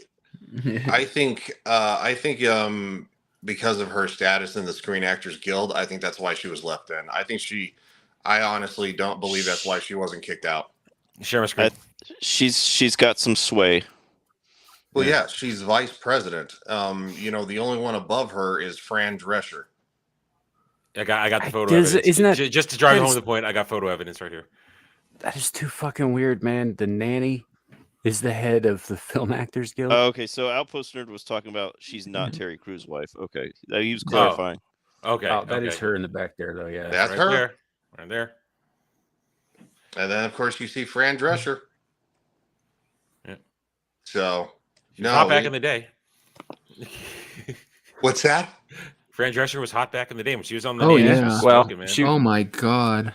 Yeah. Damn, she was smoking. Yeah. Yes, she was. Not gonna lie. Are you going to grant us our rights? Just I can just see her negotiating in the nanny voice. I'll make her use her nanny voice back then. Oh God! Not now. Not now. We're moving on. Trying to make it less gay. How is that trying to make it less gay?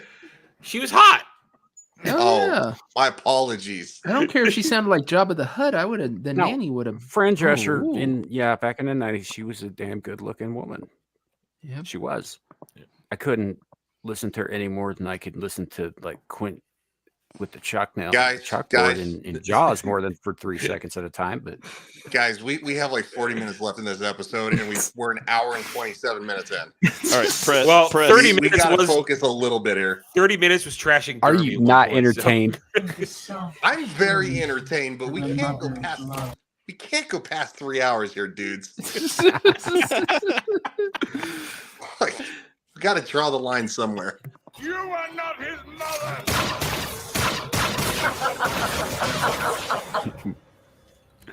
Get away from her, you bitch. It was an unimaginable loneliness, one which Jack and I shared. You're a liar, a deceiver. You wormed your way into his head. He found me at the very edge of space where you left us poisoned. No worlds to consume. No Direct roads reference by to which Voyager. return. Yep. Just cruelty to die by starvation and age. And then, Like everybody else, then. as the cries of my children faded, another voice rose. Louder, clearer. Jack's voice. Let him go. Take me. I'm the one you want. You're equal. No, I don't want you. Look, Cutus. The future of the Borg does not lie in assimilation, but evolution.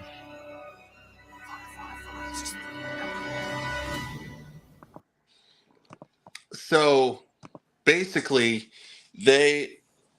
Jack is the future because he has the, I guess what we could say the Borg nanites, I guess, running around his body or something like that. But it's like a biological nanite. It's Yeah, not. Jack is essential to what she's trying to accomplish, sure. But what she's talking about the future, the evolution, how all of our young officers are assimilated is 100% biological. They reprogrammed living cells to basically perform as Borg nanites, and that's what she means by evolution. She's talking about leaving behind machines. Oh, I'm just playing it in the background. Keep talking. Well, no, that was what I was done.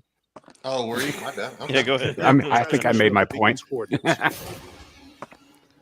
And now we get gratuitous. Now we get gratuitous melee violence. Collective you had left. Only to sustain myself long enough to arrive at this moment to invite you here to witness.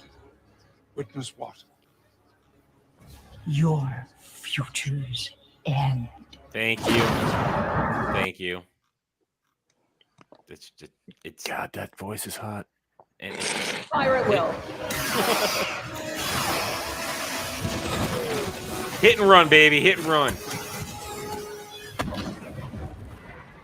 Fleet automation is trying to reconnect now that we're visible. Recloak, evasive maneuvers. Weapons ready for another run. There. Broadcast emitter. Enterprise, uploading the beacon's information now. So you struck a deal with Vatic and her changelings to be your weapons across the galaxy. They too shared the anger of a generation lost to Starfleet. Together, we've weaponized your biology. You've rewritten our machine code into genetic code. We've no need to devour raw materials, consume flesh or metal. Not now that we can. Reproduce. Procreate. Propagate forever out into the stars. A new generation of Borg. Born with a single purpose, not just to assimilate, but to annihilate. Oh. And that is where this goes from, oh, poor me to, oh, fuck, we better put this bitch down. Yes. Because she just declared her intent to destroy all non-Borg life. Yeah, it's not about assimilating everything. Now it's just about I'm going complete and total salt the earth. Nothing will grow again. She's going scorched earth. She's going basically, I'm gonna murk you all for what you did. It makes sense because the people that are assimilated with the biological assimilation, they can procreate. So she doesn't need to assimilate other species. Mm-hmm. She can just make more. Yeah. And so then she just like, well, okay, well, I can procreate without using assimilation, and then we'll just go out and kill everyone else. Yep. Cube is opening fire. Evasive maneuvers. Oh, baby. Oh, yeah. This is pure ship porn right here.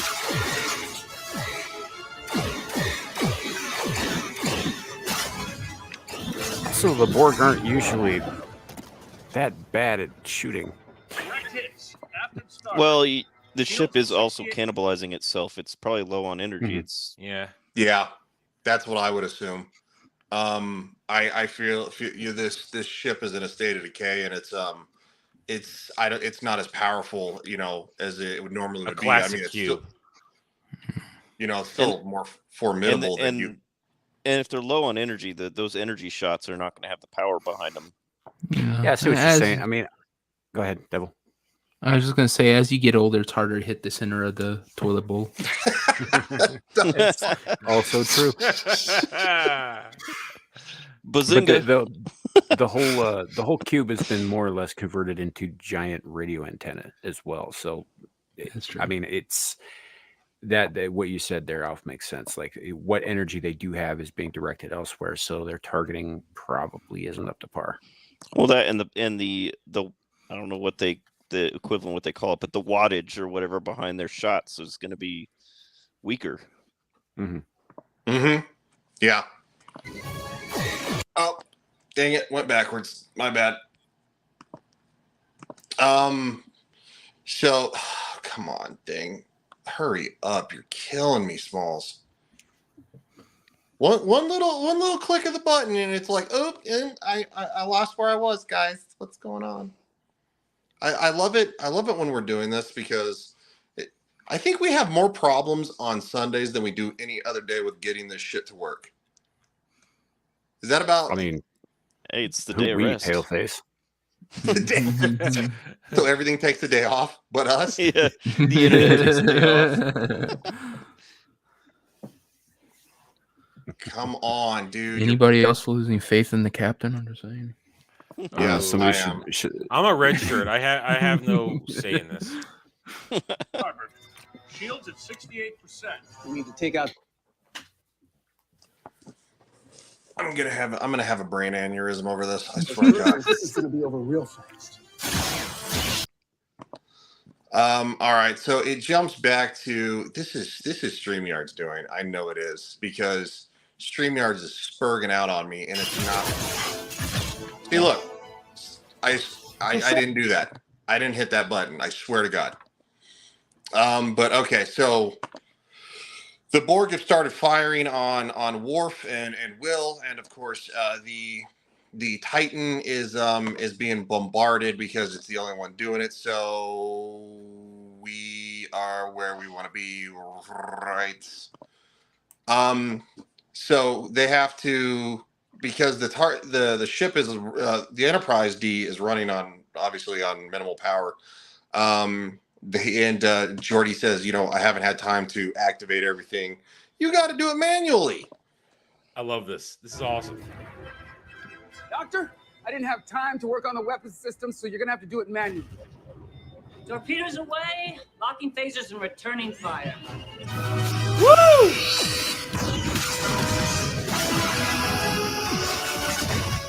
Hell yeah! The music. I'm fully aroused right now. I'm fully aroused. It's yeah. I'm not going to talk about my chubby in a room full of dudes who also have chubbies, but what I like about this scene is there's a line that they give Beverly in just a moment that kind of they had to put in there because everybody on the bridge turns and looks at her and they're like, what the fuck, when did you become a tactical genius, right?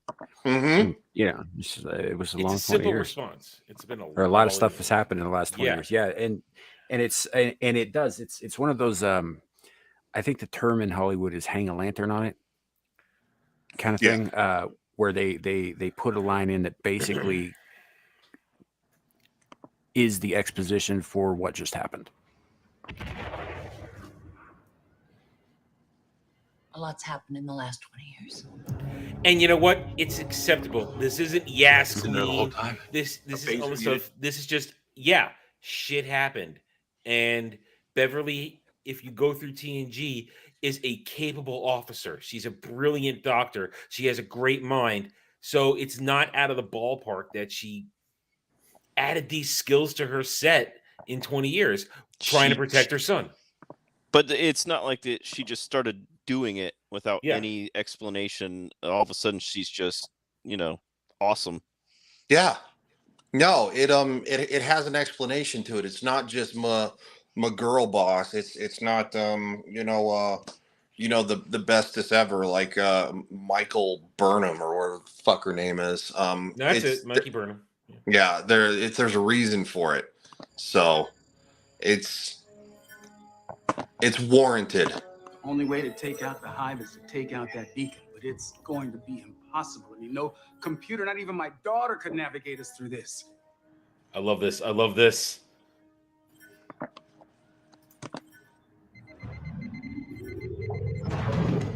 Yep. Data, what the hell are you doing? Come on, StreamYard, you're killing me, Smalls. I honestly think this is a StreamYard's issue because StreamYard's I've never had issues with any of my computers until StreamYards over the last few weeks started running really suboptimally. Like that's when my main computer would start crashing for no reason, and I was just like, I think StreamYards is fucked up.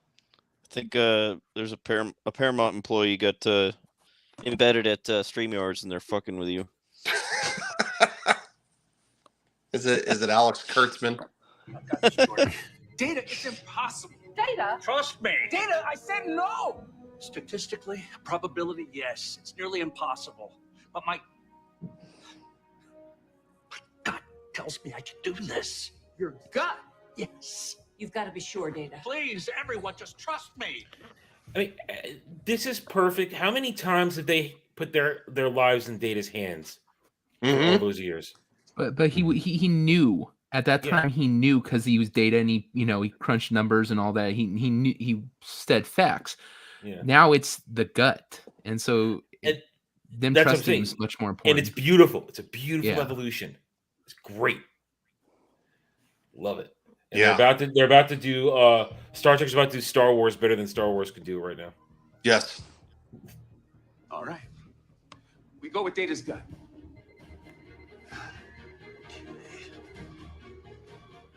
Here goes nothing. Wait, what do you mean nothing?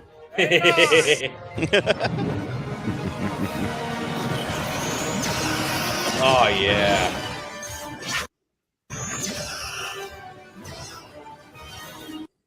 I mean, here's the thing.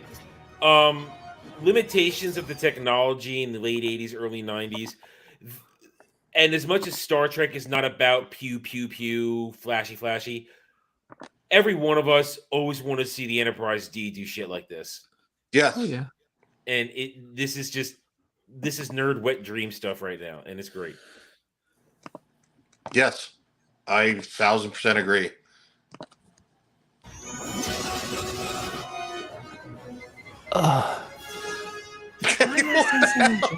Double finish.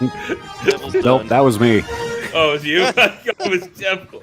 I'm close, It's but somebody finished first. God. I could go again. I see a sandwich and some water. You know what? I fucking knew that was Samiel that did it, because there's only one person on this stream a bigger perv than me, and it's him. So he's not wrong. So, oh my god, I squeak when I go. So, so we'll be waiting for it now. Yep. Sounds like a So little you're a little Japanese girl, okay? And you know when Alf goes, because then he goes woo. Yeah, basically a Ric Flair woo. Then you hear me lighting up a cigarette after. It's getting so pervy.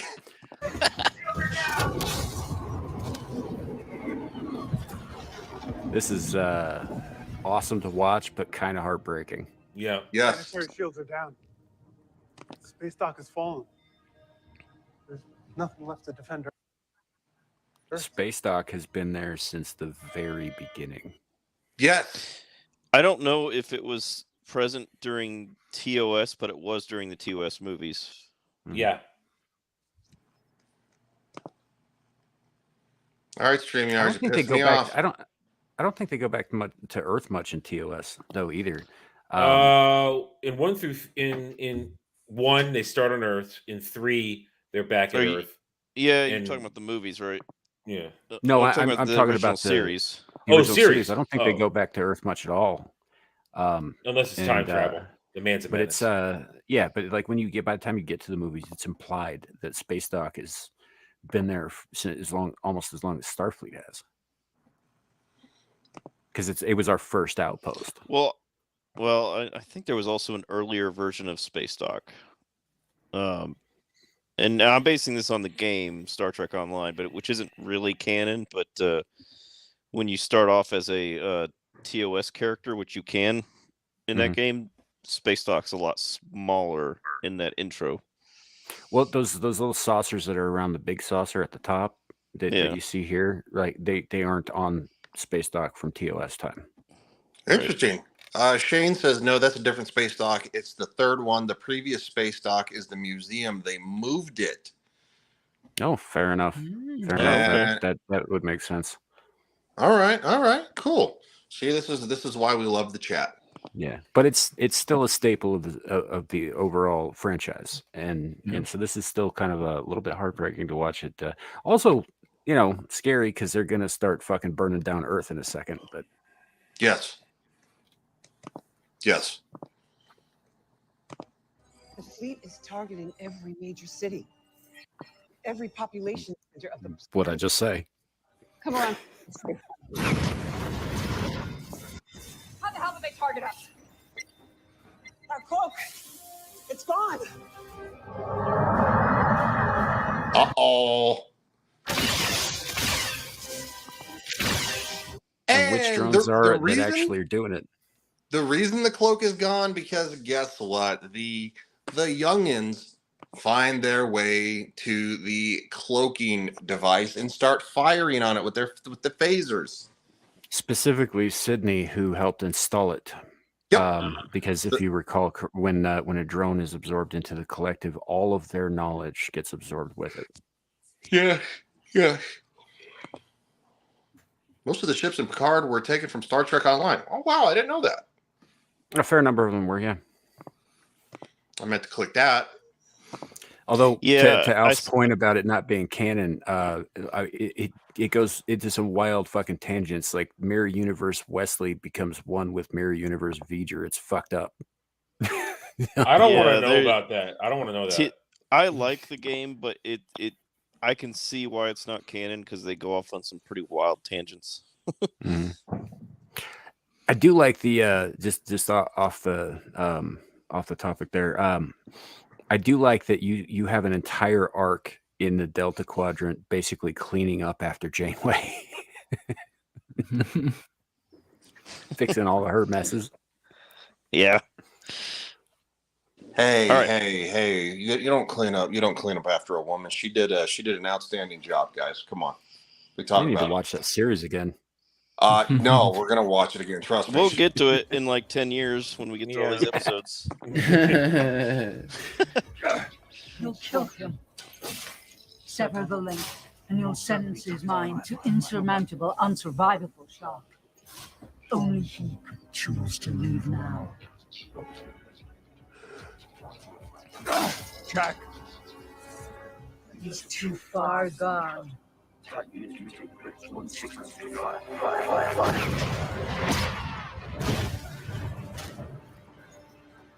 We've taken a direct hit. All systems non-responsive. Commander, the Borg crew are making their way to the bridge. About that cloak. We're dead in the water.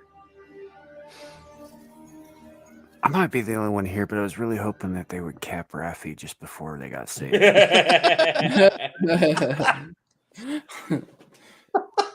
We're not going to make this. I'm going to send you to a better place now. Yeah. There's still a chance. No, gank. Everyone would immediately claim that was the best scene in the whole series. I'm fine with that. She'd still be dead, right? Yes. It'd be a collective yes. A big collective. Woo! Like give her a heroic noble death. She jumps in the way to save one of the crewmen from an air blaster bolt or whatever. That I'm fine with that. Just make her no more. Yeah. Boss, we are the Borg. Resistance is futile. We have already won. Locutus. Eliminate all assimilated. Target lock, Berlin. Target lock, Cairo. Target lock, Philadelphia. Target lock, Rome. Target lock, San Francisco. Target lock, Paris. Keep that lock on. Yeah. Go ahead and just nuke San Francisco. I'm good with that. No, I know, right? This is a cool shot, though. Target lock, Rome. Target lock, San Francisco. And really, really. I will say that to hear the collective's voice listing off the places that they're locking onto and about to fire to is a little. It's pretty chilling. I agree. I mean, less so when it gets to San Francisco, but you know, we could probably do without it, right? Well, the problem with that is that San Francisco is Starfleet's headquarters. Yeah, I know. It but just if is. you look, No, if they've actually in the shown 25th maps, century, they cleaned all this shit up. well, they've actually like there's enough lore out there. They show where Starfleet headquarters is located, and it's on the other side of the Golden Gate Bridge. So yeah, they can go ahead and kill San Francisco, and Starfleet headquarters will be fine. Yeah, that's fair. That's fair, and also they've cleaned up all of the needles and the poop on the sidewalk. There's no all the fucking homeless. Yeah, nobody poops in this century anyway, right? It all just gets beamed out of them. It's true. They never do show bathrooms in Star Trek. I did find a head in Star Trek Online. I've never seen a Star Trek toilet. I haven't. That's weird. I haven't either. There's a song somewhere. I'll try it. My buddy Maester Chow knows where it is. I will try to find it and link it to you guys. It's but it talks about Worf taking a crap and being summoned to the bridge while he's taking a crap, and he's just like, "Oh, it's got ridges. It truly is a good day to die." Oh God. You know. God. I'll try to see if he can find that for me so I can link it to you guys. But yeah, do it. See if you can find it. Jesus. All right, StreamYards, work for me, please.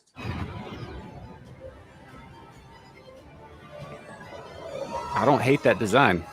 No. At all. That looks very cool. Very Event Horizon-y. There's the beacon. Preparing to fire. No, wait. Hey, are you seeing this? Beacon is interfaced to the very sub.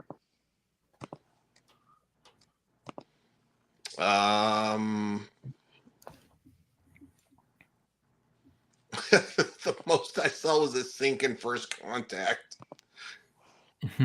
He's not wrong. No, he's not. So they should do is their sink like multi-use? They shit. Yeah, they shit in the sink.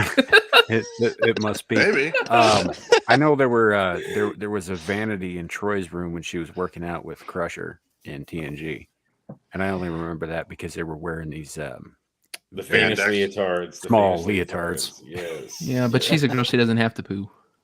Yeah, girls don't poo. I forgot, Devil. You're under the illusion that doesn't happen. Shut up! It doesn't. Let me have my fantasy. Let me ask you guys: have you ever? I know Alf is, but have you guys ever been married? No. Trust me, when that happens, all your illusions will be shattered.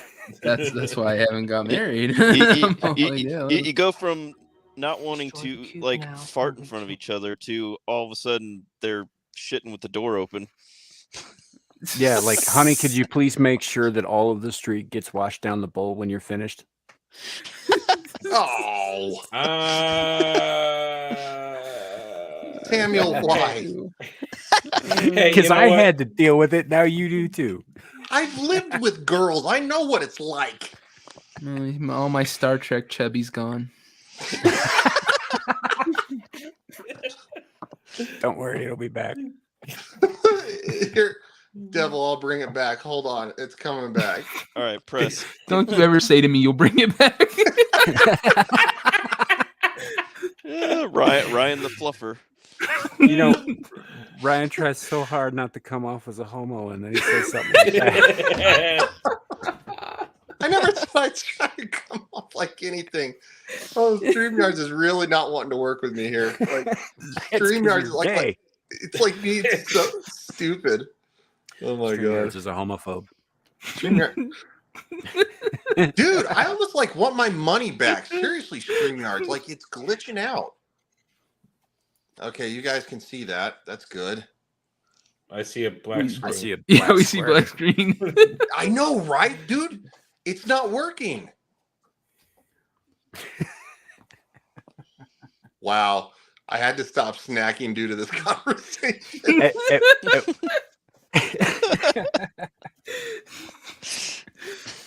At Holy which shit. point, you know what's killing me is that at some point during the stream, Ryan went from sounding like Ryan to Daffy Duck. What? You've got this kind of like real thick cotton in your mouth lisp going on. If this is any other show, I'd have a palate cleanser ready, but I'm not prepared for that on this show.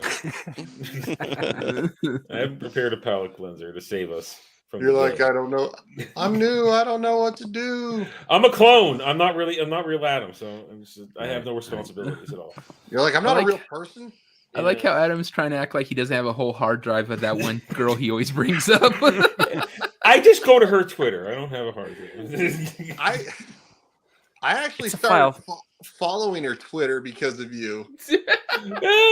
Hey, no shame, dude. No shame. She's a beautiful woman. Okay, am I on the right fucking episode here? Because I had to restart it because it was not working. I don't know. I can't see anything. I don't know. I know. I'm talking to myself. Hold on. God damn it! This is like it's like pulling teeth, man. We should be pulling other things, not teeth, right now. Wow. You know, when I was a okay. young man, there were rules against that sort of talk in a room full of dudes. And yeah, you know what? We're in the age of the centipede, so it's fine. This is about how it is every fucking Sunday, just for the record. Doesn't get any better. All right, let's go. There's the beacon. Preparing to fire. No, wait. Dave, are you seeing this? Beacon is interfaced to the very substructure of the ship.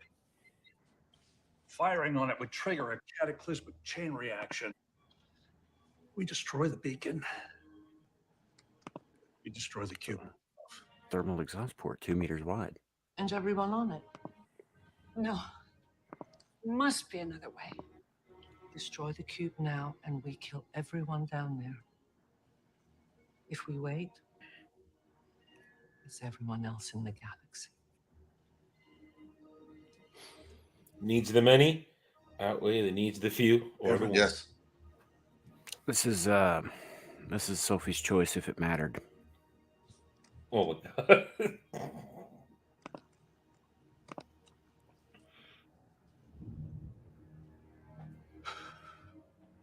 Enterprise to Riker, do you copy? Every word, Jordy. We have a lock on you and Worf, but not Picard. Prepare to be mine. Belay that order. I can't leave him. Wait a minute. Did we miss the fight in the hallway? We did. Oh, did we get? I mean, did we hear the Worf line then? Did we skip the Worf line? Damn! Now Adam's not going to be able to finish. Yeah, see, I can't finish now. I mean, damn it! That's like that's like the MVP line of the episode, dude. It's just are you a little backed up? Now I'm gonna be. I was waiting. That was the moment. I was like, damn it! It's like that's a favorite line of the episode. Outpost Nerd says you'll go blind if you do that too much. Yeah, I've been blind. I'm a clone. Doesn't matter. Oh my. I want to hear him say it. I don't want to quote it. It has to come. All right, I'm going back. Hold on. I think it was a long ways back, dude. It was right after the fight because it was right before Data has his gut feeling. We can't not hear that line. It's glorious. It's why Worf is awesome. It's why he's MVP. Hold on. All right, hang on a second. I might be able to do this faster. Man, Hold on one second. This is like when Dad has to turn the car around because the little baby forgot his whoopee. Hey, I've been waiting for this moment to talk about this moment on the show. I need it. I need this. I never asked for anything. Hold on. Okay, I found it. A lot's happened in the last 20 years. You had to sit in there the whole time? A phaser? You didn't use it?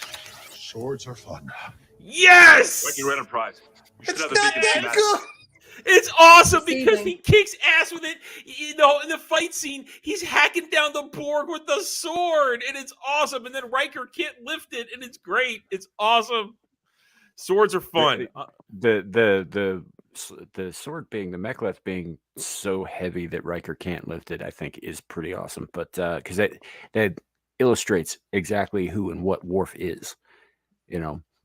But the thing about swords being fun is pretty funny. Yes, we go full retard weekly.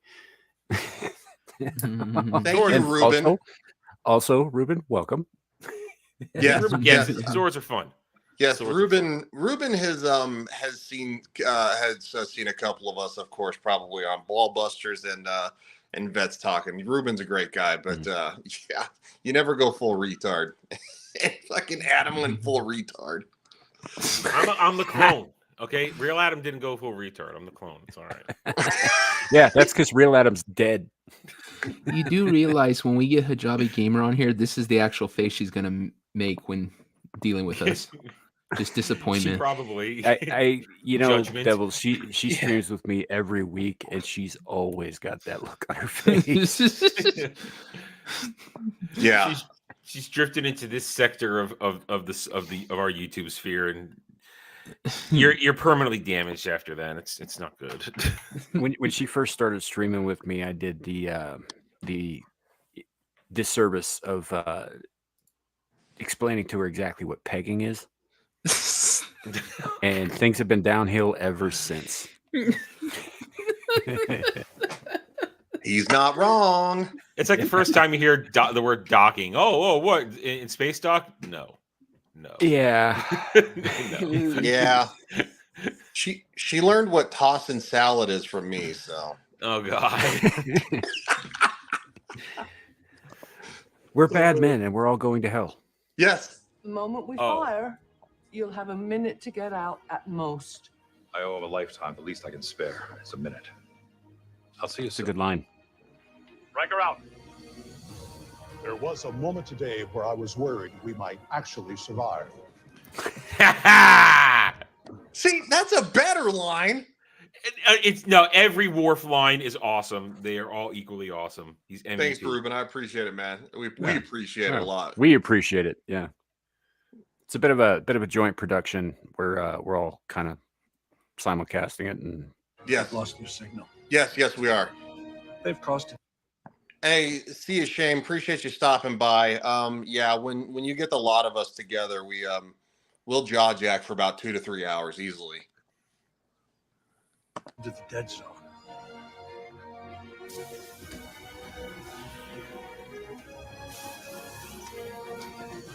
What are you doing? I vowed never to return to the collective. I've been running for half of my life, but not now. Now I have something to go back for. Stop! Oh. I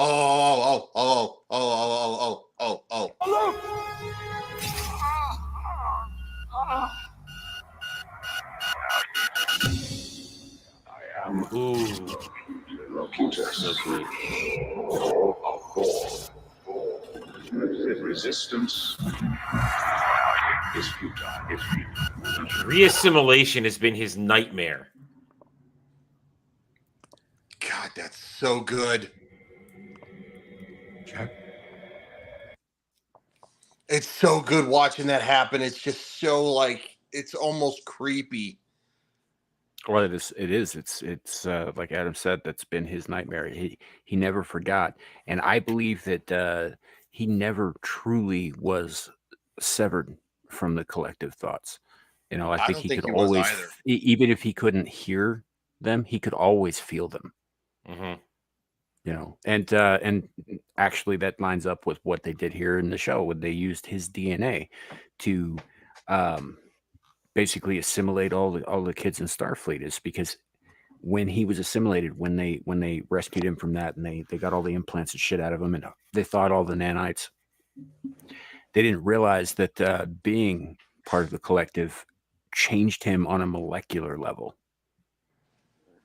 You know, and I think that molecular level has always been in some way connected to the collective. Yeah, I think that's a good. It's just so wild. Jack.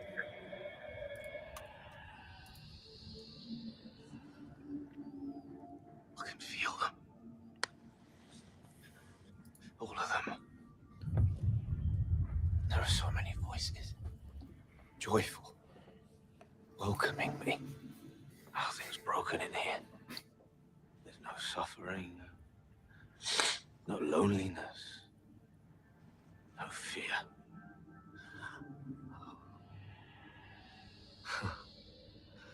It's perfect. But Jack, this euphoria isn't real. Perfection isn't evolution. This is death. This is where I'm meant to be. I always have been. You always felt different. Hungry to connect while needing to keep people distant so they never see the real you. Sidebar here. This could very easily be taken as an indictment of communism as well. Yeah. Yeah. Very, very easily. And not just that, but also our current young people's and even ours, because I mean, look at what we do here on YouTube, our dependence on technology and on connectivity and what that's costing us. Okay, I'm back. Did I miss the swords is fun? Yes. The funniest part about that scene is when Riker tries to pick up the sword and he's like, "Oh shit!" It's like, man, this is heavy. Yeah. Oh yes, we went back for Adam because he was you know, he missed his binky. Yeah, you know, I threw my tantrum and I got my way. Okay, fine. He got his fucking way. Oh my god! But I do think though that Gary had a good point about the almost direct criticism of technology and of going at our kids through technology and the correlation to what we're seeing in the world today. TikTok.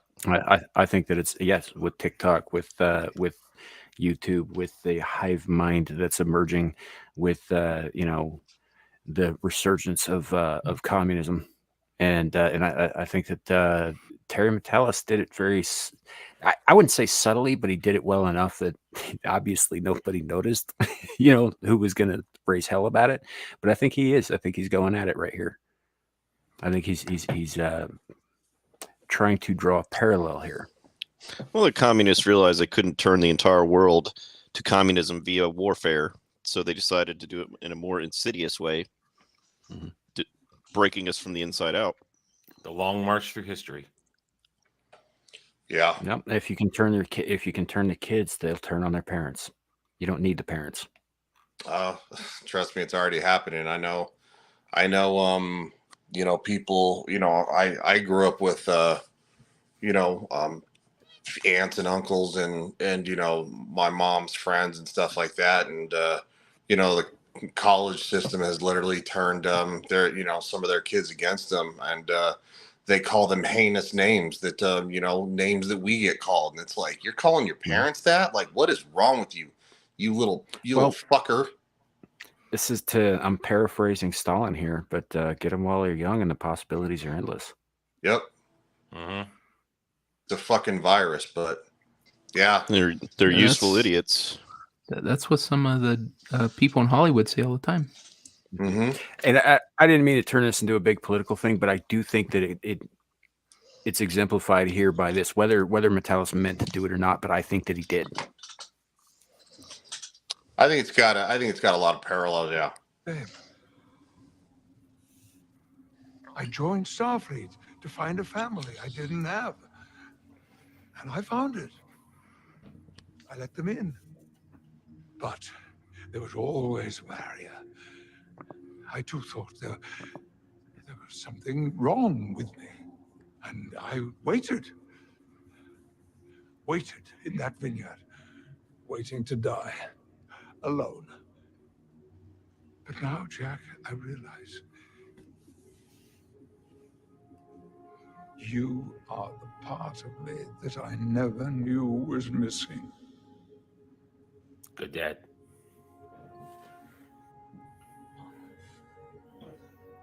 This was written before my birth. I am this. Just let me be. I'm surrounded, carried. This is where I belong.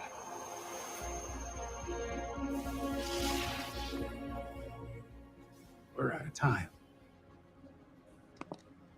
Let's just hope they have a little left. Doctor? Target the beacon. Fire torpedoes.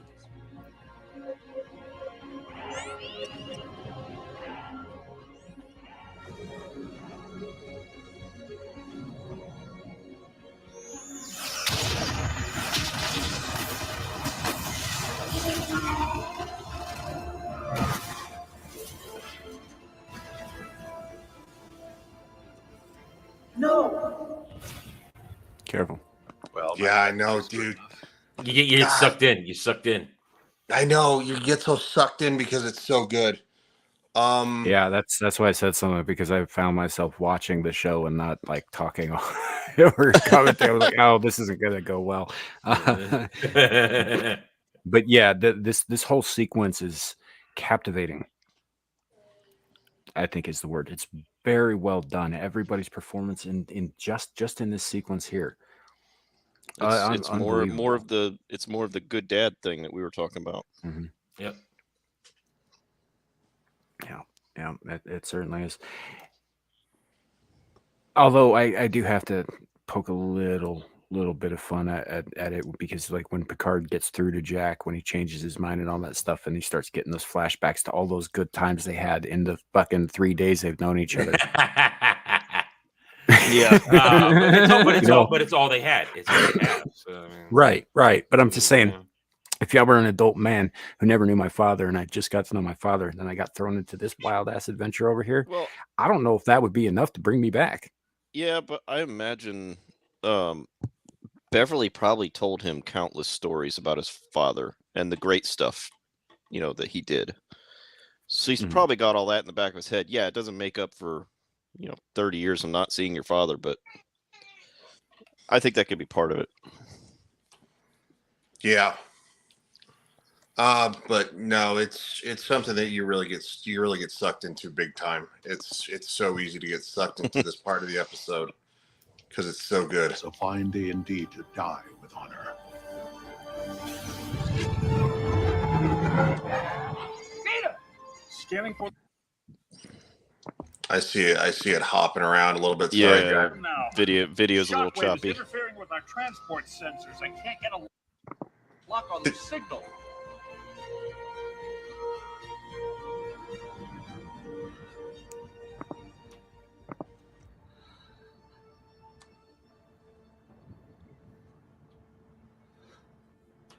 Then if you won't leave, I'll stay with you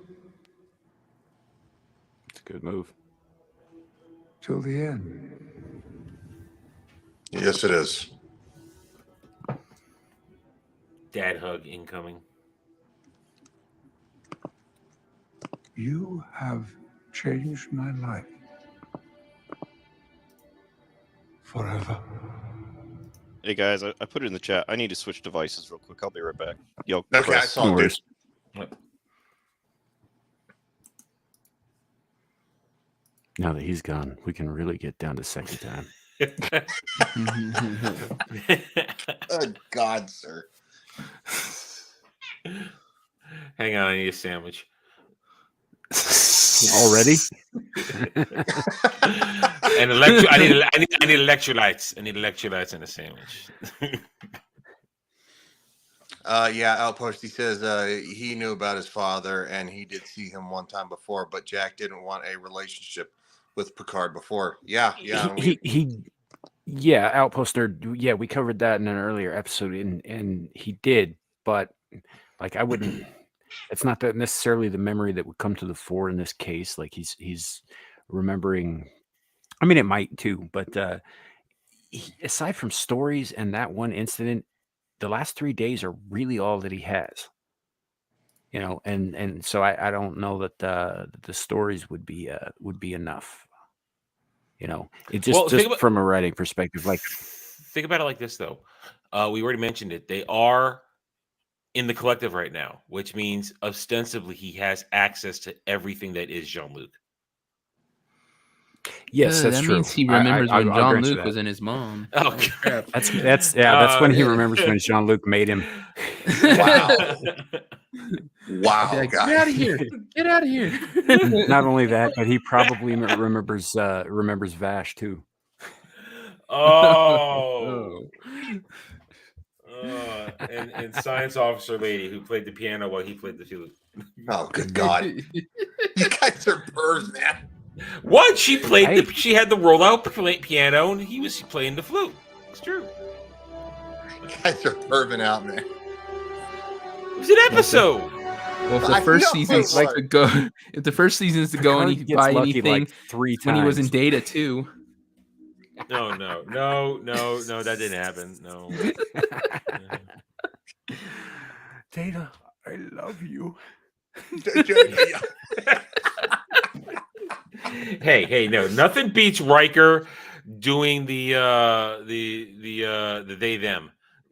And he says, Riker actually says, "I love you" in that episode, and it's just no, you Look, don't. Yeah, wasn't dudes it? I can love love you, dudes without it Mulvaney? being gay, but that was gay.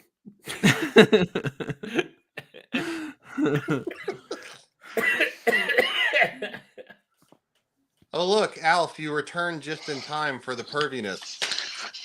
Well, that's why I had to leave. Go He's clean up. already horny, so he's already horny, so you know. I had to go clean up. Alf brings the party with him. The party comes in precedes me. half-mast. Oh, God. You weirdos. You associate with us. I know, that's the problem. Right?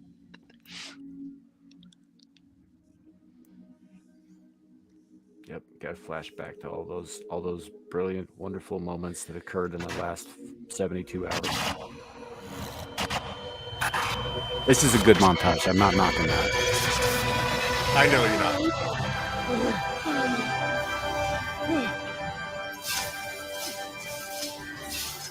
Welcome back, kid. I think Don't it's forget to pull out that Neo plug. Yeah, I think it's also the fact that Picard went into this thinking he was going to die to save his son. Yeah. And honestly, he kind of finds a reason to live here too. I love you, Zani. We'll be waiting. Me and our boy.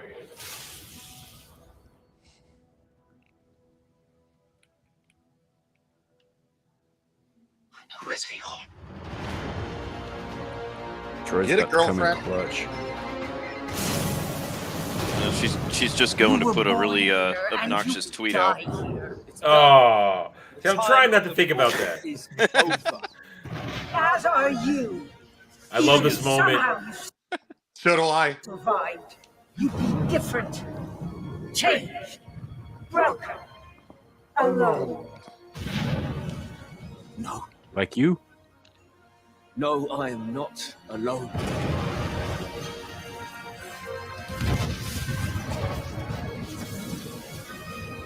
Here it comes, here it comes. Yes. I'm ready to go again.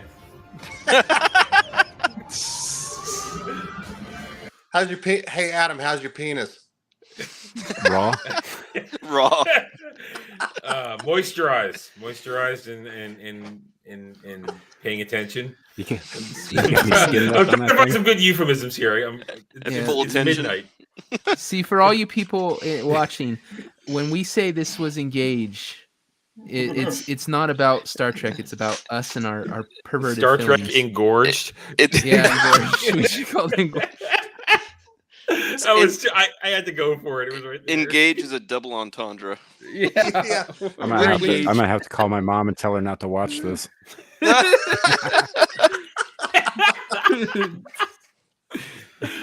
She loves Star Trek, but she does not like the dirty jokes.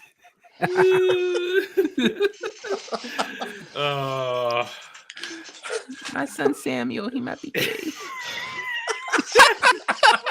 I mean, I hang out with you guys enough, and that might be a legitimate concern.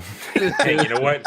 If loving ship porn is gay, then I don't want to be right.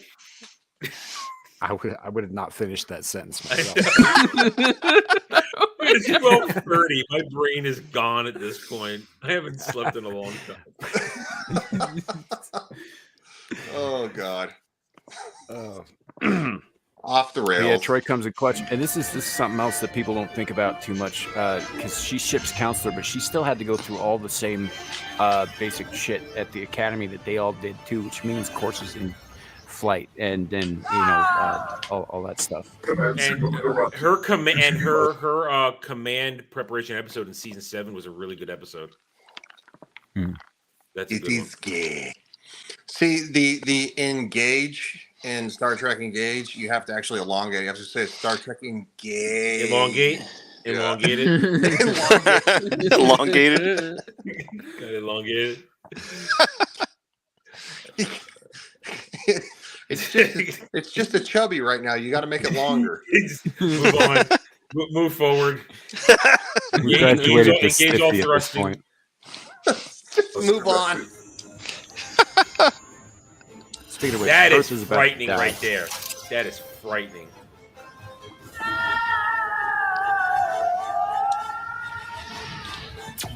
Bye, Felicia. And This is that a fantastic explosion. and that is the climax personified on screen. And right there, in all seriousness, this is what I've been talking about in previous episodes. This is the righting of wrongs. Picard ends the Borg, not Janeway. Not Janeway. Picard. Righting wrongs. Yes. Yeah, I think Janeway can go play with the fucking Kazon. Picard, the Borg are Picards. Yes. That's the ones with the dreadlocks. Yeah. on that, man. He's been working on it for an hour, trying to put the piece together.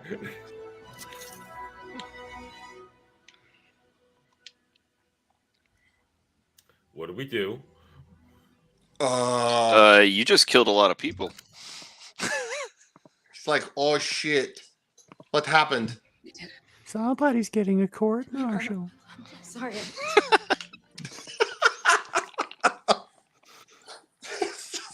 Somebody's getting court martial. He sounded like Herbert the pervert there. You come down to the basement for a popsicle? Christ. Hi there, Chris. Oh my god. Now it's too much for me. Now it's too much for me. I can't handle this perversion anymore. You will handle it and you will like it. I was gonna say, this is where you draw the line. You will handle all of it. This clone will handle it, and the next one that comes in the next week will not have handled anything, so it's fine. You will take all of it and you will like it. See, this is why my clone strategy is great. Every clone that comes in, he's going to be pure and innocent. Dear God.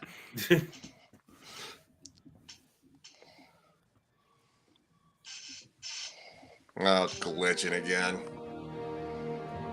Jack's back though. I like that his face is a little fucked up from the implant too. Although it is, everything keeps touching that side of his face. Like you think it would be a little sore. Yeah, I know, right? Like she puts her hand on that side of the face and then smashes her head up against that side of his face. It's like, yeah, I just had something torn off my head. right there. Thanks so much for that.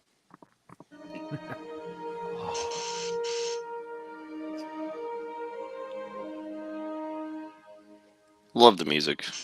Yeah, it's all good. Yep. Let's take it easy. I like this right here. Best friends, baby. Yeah, because LaForge and Data were best friends. And I love this part. Worf's gonna. You earned it, big man. You earned it. You earned that rest. Yeah. He started. You earned it. Yeah, it's. All right, now that scene right there. Just go back once. Go back half a second if it lets you. The four of the ladies on the screen. That screen cap was abused by people who really wanted to hate this show. It was taken out of context and abused. Like, oh look, they turned it over to women. No, they're just showing that everybody's alive. Yes, that's all that is. So Jordy can see his daughters. Yeah. Yeah, and I love when Gary was watching this and or reviewing it, and he's like, I can see myself on screen now. As an old man, you do that. You get in a comfy chair, you pass out, and you're done. Big man deserved it. Big man's the MVP. He earned that. He earns that nap. Yeah. He earned. Honestly, with that shot of the four women there, like 3 out of the 4 of them were instrumental on their end too. You know, it's like it's not like they were useless people. It's not like they were being girl bosses. They were being competent. There's a difference. And there is a select people even in the fellowship. She's touching the fucked up side of his head again. There's a select number of people in the fellowship community that just wanted to hate this, and I think you get into that echo chamber we were talking about, where you're just so tied up in the message that anything that comes along that involves, slightly could be in that direction. You want to say it's the message. And it's not always the case. I was called out by Magitech Mags about 6 months ago for being overly sensitive on stuff. And I think she was right. And also with this particular season, I went into this wanting to hate it. I was fully prepared to just be like, oh, fuck this already. And I was wrong. Flat out, I was wrong. We can say we're wrong and admit it. That's the difference too. Yeah, I was wrong about this too. I was where you were. Like I said earlier, I wanted this to be such a failure because I wanted it to just compound the failure of Kurtzman Trek. But then this is Metalis Trek. It isn't Kurtzman Trek. This is Metalis Trek. So it's like, hey, yeah, it's real. It's as close to real. I mean, it's still got Kurtzman's jizzy fingerprints all over the We know credits, that, but yeah. But it's Terry Metalis doing the best he can, as we always saying. But it was as close to the real thing as we were going to get, and we knew it wasn't going to save anything. But we were happy to have this last ride. I would agree. This was the send off the TNG crew needed, but never got, because I think after Nemesis they thought they were going to do something else after that, and it never happened because Nemesis pretty much bombed in the theater, and they were all massively burned out too at that point. Yeah, at that point, I mean, like Brent Spiner's talked about the ridiculous contract renegotiations just to get him to come back and do Nemesis. I think some of them were just done. They didn't feel like the characters anymore at that point. That's the thing. It's like, why are we there? It wasn't. The movie looked nice, but it wasn't TNG anymore. I mean, I like First Contact. I like Insurrection, because there are certain elements that I like as the movie aspect and still have certain TNG feels. But I still will roast parts of Insurrection as anybody else does, because there are parts of it that are just ludicrous to me still. But I still like it. I know it's not great, but I like it. There's parts of Nemesis I liked. Like, I liked them Same here. delving more into the Romulan culture. I really liked that, because the Romulans were one of my second favorite alien race, and I liked them showing the Roman Senate, or the Romulan Senate, and showing the planet and showing the relationship they had with Remus. I thought that was all interesting. Yeah, because we didn't get a lot of the Romulan Star Empire in TNG. I mean, like actually being there. We dealt with Romulans, but we didn't actually go there. Like we went to Kronos all the goddamn time. Well, there was Yeah. one 2-part episode With- where with Spock where they went. Yeah. Romulus. That's the special thing. But we got way more on Klingon culture in TNG. Oh, than yeah. we did Romulan Definitely. culture, so. Yeah, and I agree with Alpha. I mean, there are things that I very much like about Nemesis. There are obviously some choices they made that I think are shit, but you know, like I didn't particularly hate Shinzon as a villain. You know, I love the Scimitar. It's one of the sexiest fucking ships I've That ever is a seen on badass screen. fucking ship. Yeah, it's It was You know, it was intimidating the first time it decloaks, and they're like, Mhm. "Holy shit! Look at all the weapons on this thing." It just looks like a bird of prey ready to strike. Well, and And that's what Picard says. He's like, she's a predator.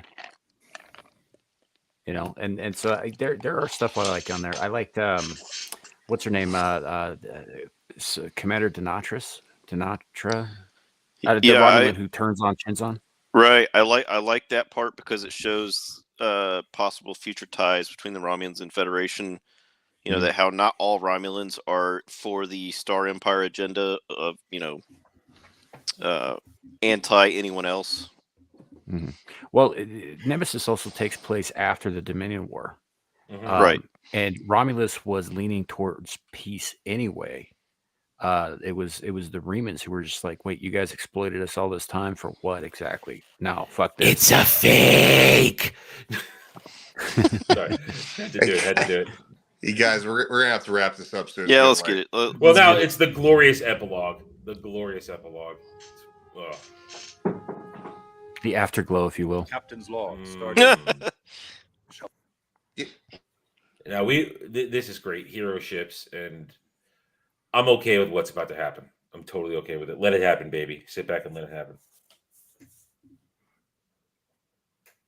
Or not. Yeah, just relax and try to enjoy yourself. I can only enjoy myself for so long without it moving. There we go. The first of a new day for friends both old and young.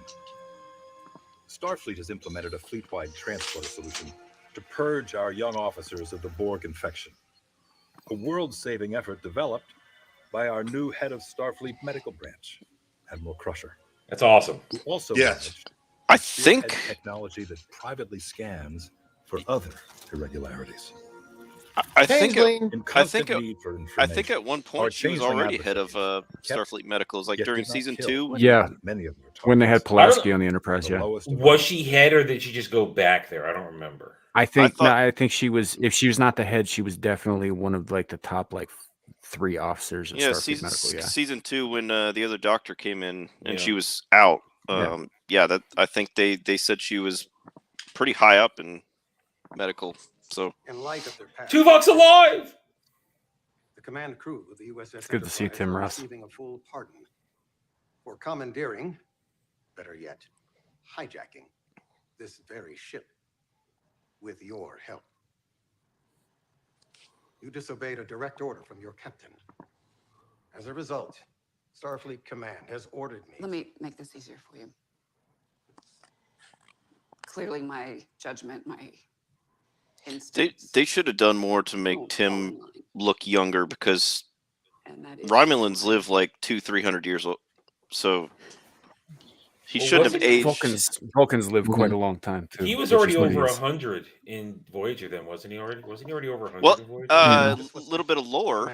He was in one of the TOS movies. Is it him though, or I mean, I don't Tim Russ is know. in there, but I don't think he's a Vulcan in it. I don't know think that it's if they've implied ever that it is him.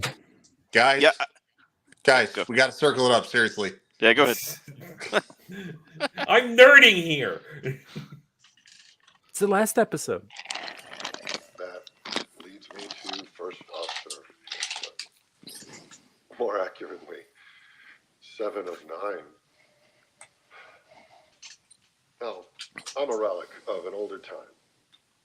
By the book, by God, the book is boring. Hansen is reckless. She's unrelenting. This is great.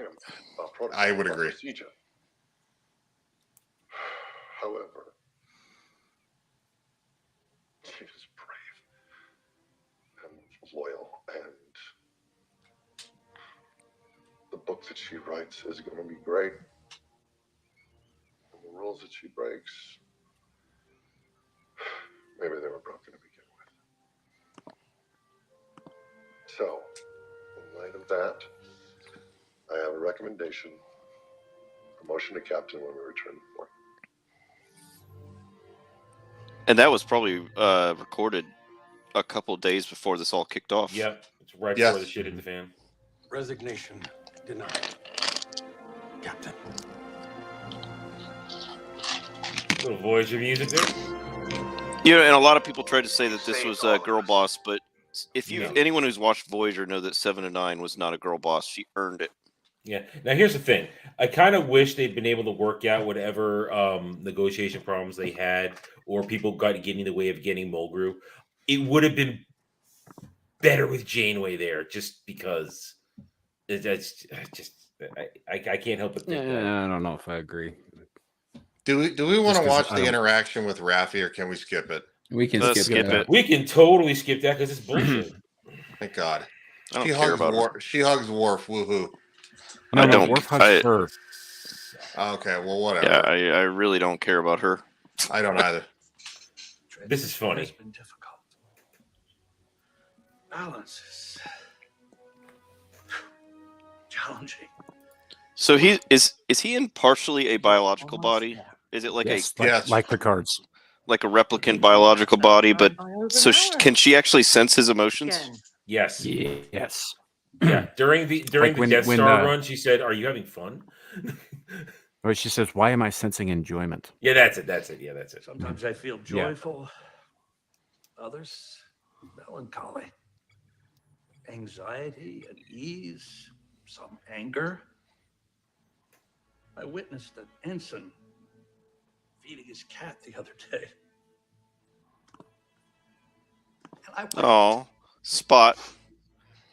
It seems being human is just as difficult as the desire to be human. And I love this. Data's journey is complete. Infinitely more complex. He got there. He got there. And then they cut it with a little humor. Oh, sorry, counselor. Same time tomorrow? Yes, yes. Can't wait. Damn you, bitch. Actually, Commander, I'm okay. That's great. That's great writing. Still batshit. Still batshit. Stop it. Oh, I love this. Come I on. normally don't like time jumps, but this was fine. Oh, I love time skips. I love time skips so much when they're done. When they're done right, they're so perfect. For me. Yeah, when they're done right.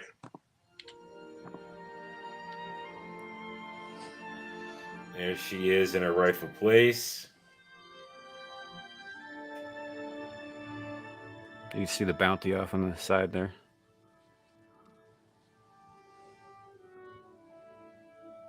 If ever there was better evidence that the past mattered.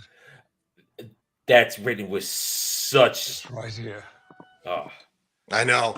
He wrote that How for a many reason. times has she managed to save the world? No doubt more than the years will allow 3 old men to remember. You know, it's difficult to imagine what we all might have been without her. Different, certainly, but certainly not better.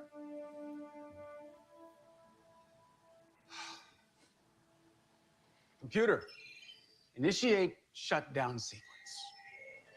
Shutdown procedure initiated. Oh, I missed that voice. Yeah. Take Now, care see- of it, R.I.P. boys. Major. Yes, sir. This is We're great because always taking good care of us. now the Enterprise D's not left crashed on a planet. No, it's where she belongs. Oh, and in a place of honor. If you guys didn't realize it, Majel, the one who did the voice for the computer in TNG and played Diana's mother, she was also the woman in The Cage that played the Number first one. officer. She is, and she is also, if I remember right, the head nurse in the infirmary throughout most of the TOS. Yep.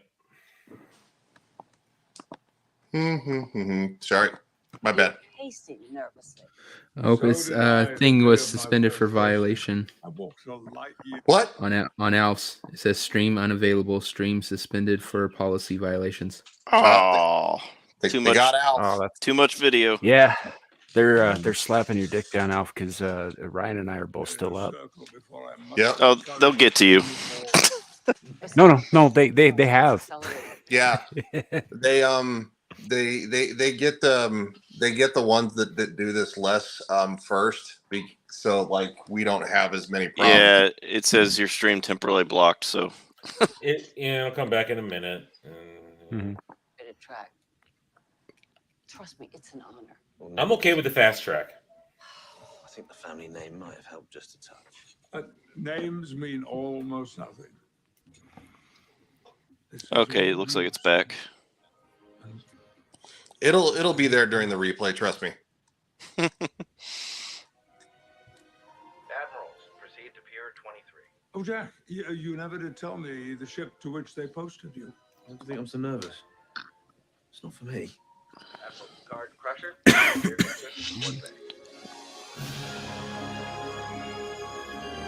This is glorious. I love this. Oh, yes, of course. Not quite. At least, not anymore. I have an issue with this, but I'll talk about it after the scene. She's been rechristened in honor of you and your crew.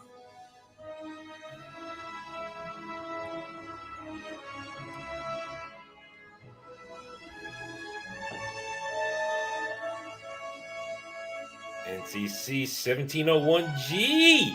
I'm okay with it. So my reasons are a little selfish. I played the video game and they have the F in there, and I don't like that they're retiring the F in the show because then that really fucks things up for the game. So that's a legitimate reason. Mm-hmm. From the non-game, it's just I love it that they're returning the Enterprise to its roots, a Neo-Constitution class that goes out to explore. I agree. Yep. I agree. Yeah, I like that about it. I see Al's point though. I've also been unfortunately sucked back into that fucking game, and it's your fault. I blame you. I wish we could play together, but you're on PlayStation and none of it is cross-platform. Yeah. Oh god damn it! You're down again. Thank you, Alf. What the fuck? Apparently, they don't like me. It's because you suck. I think I'm the small. Well, Devil, are you streaming this too? No, I forgot to hit it at the beginning, so I was like, I'm not going to do it. I'm the smallest channel here, so I think that's why they're doing it to me. Probably. Yeah. One of these days, I'll have to simulcast to see what happens. Comms, speak 13 alien languages, tactical, know the ins and outs of the universe's most nefarious characters, or science. Less so, but I have science myself out of some pretty harrowing situations. You'll be stationed here. I am totally okay that she's captain of the Enterprise. So am I. I'm fine with her being captain. I kind of take issue with her first officer, and why is Jack now Deanna Troi? Oh, well, okay. Yeah. The Jack thing is, I think it's just they're not because he looks good in a 90. Yeah. Yeah. But, No, it's but yeah. The Raffi. It's an honorary thing, in Jack's case, but there's no reason that Raffi should be fucking first officer. I'm okay with 6 of 9. 7 of 9. I'm okay with a 6 and a 9 in her. Yeah. I'm pretty sure 6 of 9 is dead. But I'm okay with 7 of 9 being captain, but Raffi, and plus the fact that they had a previous relationship, Starfleet would never make her first officer. This is all. All right. I'll save that comment for when we get to the epilogue, the final moment, which is just. Starfleet doesn't seem to have a problem with fraternization like the U.S. military does, but they had a previous relationship that didn't end in the best terms. Why would they make her first officer? Yeah, there's a conflict of interest there, and questions of loyalty, and I think it's implied here that there might be something going on between Jack and Sydney, which as a viewer I don't mind, but as like if I were the person that's signing roles, I wouldn't necessarily put the two of them on the same ship. Well, I just want to say that Sydney properly voted to full lieutenant, which is cool. Mm-hmm. I dig that. Oh, she fucking earned it. Yeah. Yeah. So, but and I think I like where most everybody ends up here, except Rafi. I still think that Rafi should have heroically sacrificed herself to get yoinked off the screen.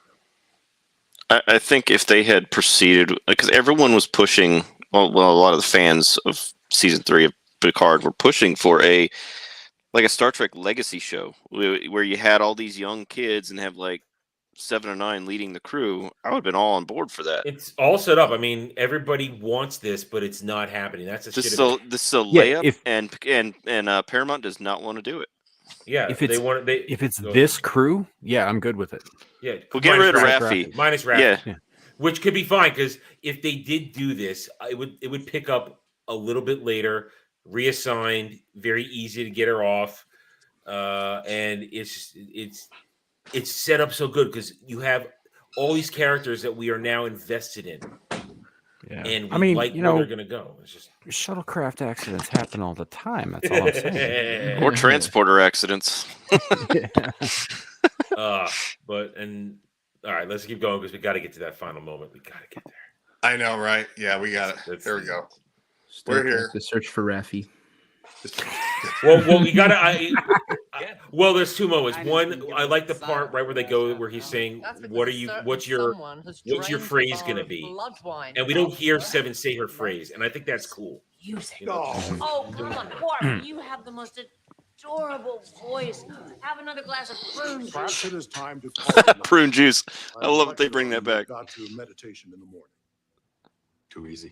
I think it's funny that Klingons like prune juice. Got a lot of work to do. It's the drink of a warrior. Organizing a whirlwind vacation. We're torn between the luminescent beaches of Kaffir Prime and Orlando. Tough choice. All right, one final toast, huh? Data? This one's yours.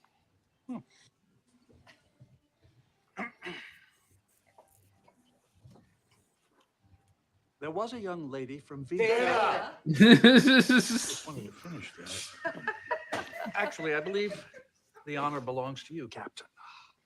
Still calls him Captain. Toast.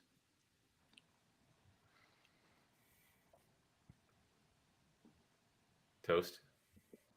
There is a tide in the affairs of men, which, taken at the flood, leads on to fortune. Omitted, all the voyage of their life is bound in shallows and in miseries. On such a full sea, are we now afloat? And we must take the current where it serves, or lose our ventures. Cheers. That background music is from First Contact. Mm-hmm. Cheers. And to that end. Poker. Poker. Hands, right? Yes. And now we see the game that we never got to see. Yeah, because Picard never played with them, did he? I think he sat came in down once. with them at the end of the last episode of TNG. He sat down with them, and it was about to be dealt in, and that's where they cut it. And he started to tell a story, and then they cut out. But now we see the game, and that's it's fun. It's a good way. It's a good way to tie it off. And I really like how they're gonna as they end it, it zooms out, and we keep watching the game while the original theme plays, and it's fantastic. And now, of course, and I don't recommend we go through it because you'll get hit for a claim with the theme. I'll call you. That's for you. Let me see. Oh, we're gonna get hit for this whole entire fucking thing. All right, then in for a penny, in for a pound. Oh yeah, I guarantee I'm going to get a strike on this one. You're not gonna get a strike. You're gonna get a copyright claim. Yeah. That's what I meant. Okay, that's what there's a big difference, dude. I've gotten a warning strike before, but not for something like this. Shit, you're down again. They hate me. Third time. Yeah, that is like I said at the beginning. Fuck Paramount, and if you guys are watching and listening, hope you enjoyed all the gay jokes. Unlucky, Shaman. You know, Will, I've come to believe that the stars have always been in my favor.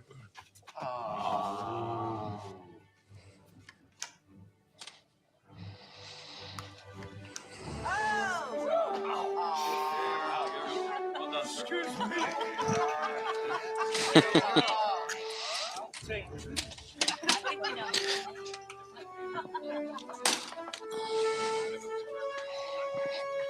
It's not just that they're playing poker; it's a family back together. Yeah, Yeah. and it's fun, and we get the theme that inspires us to love it.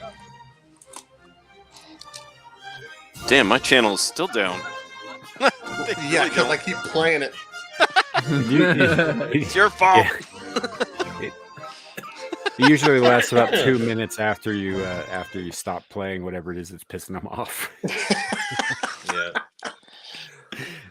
All right, gentlemen, we are done. What? Samuel, Wait, no, Wait, no. we should do There's final thoughts. One more epilogue. No, there's one more thing. What? The post-credits scene. The post-credits scene. Okay, well, you got to describe it because I already took it down, dude. All right. Well, all right. You know, hang you on. wanna I'll do do one it? better. I'll do one better. Let's get it here. Let's get it. I'm just gonna get it. Get it. Well, can we do our final thoughts while you're getting it? Yes, Yeah, please. baby. Okay. Go for it. Go. Someone else goes first. I'm just. What the fuck, dude? No, we do our I- final thoughts. Someone else go first.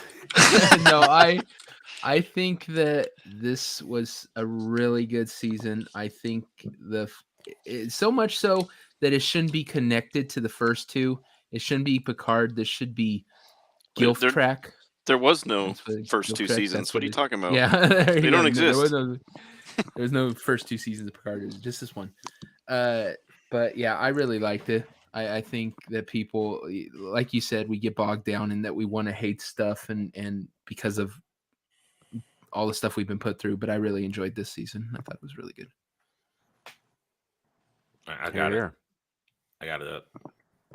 This is what makes everybody want Legacy even more. Okay, Jack.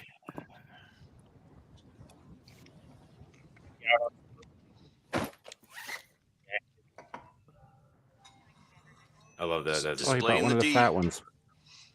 Mom and Dad. And here it comes. But look at you. A chip off the old block. Oh! And this is another retcon from season 2 of Picard. Yep, this is basically double middle finger, double barrel. I like how they do it here too, because what he says, he's like, I thinking so linearly. Yeah. Man, we're a complicated being. My father told me all about you. I thought you were dead. Oh. And here I was hoping the next generation wouldn't think so linearly. Young mortal, you have much ahead of you. You told my father that humanity's trial was over. It is, for him. But I'm here today because of you. You see, yours, Jack, has just begun. You know, this proves to me that Metalis laid this up hoping that they would pick up another show, and the studio wasn't about it. That's unfortunate too, this is a because I would crime. like to see that. I would like to see this legacy idea that I'd heard was floating out there, and I would definitely like to see John Delancey come back and torment fucking Jack. And it also shows that the Q continuum are outside of time itself. Mm-hmm. It's just he was always talking about linear, this and linear that. I mean, the whole time he's been around, he's always talking about stop thinking in a straight line, which is an awesome way to completely negate what happens in season 2, which didn't happen. Which leads me to believe that the Q was kind of instrumental in Picard and the Borg coming together, and that arc is closed now. Mm-hmm. So he's moving on to Picard's son. It's just Q. I want Legacy, and I want it now. But I'm not going to get it. I got to blue balls for the rest of eternity. We will always have Gilf Oh. Trick. Actually, all of us are taken down now. Uh-oh. It was that. It was the Q clip. No, It was the Q clip. Freaking Alf's back up. Yeah, I'm back Alf's up. back up. You Nice. guys Ah, ha, ha, ha. Now you it's your guys were turn. delayed. Delayed gratification. I mean, it's that tantric YouTube. Nothing. No. Tantric. I see what you did. It was a good joke. Come on. Terrible joke. All right, let's go. Let's go around the horn. Who am I up? Me? Yep. Well, Sure. I've said it many times. This didn't save Star Trek. It was just a nice. We're sorry and thank you for being fans. That's how I saw this. I enjoyed it for what it is. I loved the nostalgia. I loved seeing, as I've said since I joined this panel, I loved seeing all the wrongs that I felt storytelling wise being righted and tied up into nice, neat little bows where I am now satisfied with all the different little arcs and all things. I mean, it stuck in with me for years that Janeway beat the Borg and not Picard. It bugged me forever. And that's just one of the many things in this that finally I have satisfaction with. That, and also Picard, the line doesn't end with him. And that always, from generations, that always bugged the hell out of me again, righting wrongs. And I thank Terry Matalas for doing the best that he could. And I wish that he was going to get that chance to at least make Star Trek relevant again, and not the agenda-driven crap that Disco is ushered in and we were forced to abandon. So, I am glad that they came out and said that Disco in Strange New Worlds is not in the main Star Trek timeline. They finally admitted that. They should have said that from the beginning, and I would have been a little more accepting. I wouldn't have liked the show, but I've been like, okay, it's its own thing. Yep. Bit of an update. I'm back up. Ryan's still down. They're mad at me. Yeah. So this was a great episode or a great season of television, I think, overall. Aside from a couple of nitpicks that I had personally, things that drove me fucking nuts, there's no reason in this life or the next that there should ever be a pump action energy weapon. And I'm not going to let that go, guys. I'm not. Fuck that. It's stupid. But aside from that, it was very well thought out, very well put together. There's a lot of subtle writing in here that works because they've got a cast of actors who not only know these characters inside and out, but are extraordinarily talented. Most of these guys were stage actors before this shit, and it just worked. It worked out really well, and I enjoyed the shit out of it. And honestly, what you said about joining the panel here, Adam, I'm glad you did. I'm glad all of you guys did. This is this has been one of my favorite things to do on the weekends here lately. I love doing this, and I look forward to many more space adventures and jerkings off with all of you. Yeah, I was about to say, you just enjoy all the gay jokes. I mean, don't you? Well. All right, I guess I'll go next. Yeah, I think this show was a love letter to the fans. TNG left off in a bad place with Nemesis, and Matalas, who used to write, I think he wrote for Voyager and Enterprise, and he was a fan before that, but he knew. And not only did he right wrongs from the first 2 seasons of Picard, he righted wrongs from other Trek, Star Trek Generations, stuff from TNG. He righted a whole bunch of wrongs. Stuff from Voyager. And not even that. Like, just the fact that they brought Kirk back and he's not dead. He's in some kind of stasis, but he's alive. He didn't die on that stupid planet and the stupid death that he had in that movie. But yeah, this was a perfect send-off for the TNG crew, and this is what they should have had, but didn't get. Yeah.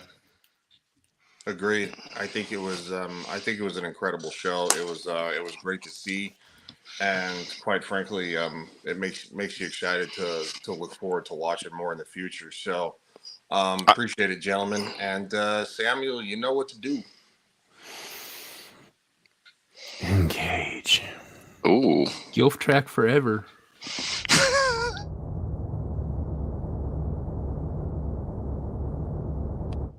You know, back when I was in the academy, we would follow every toast with a song.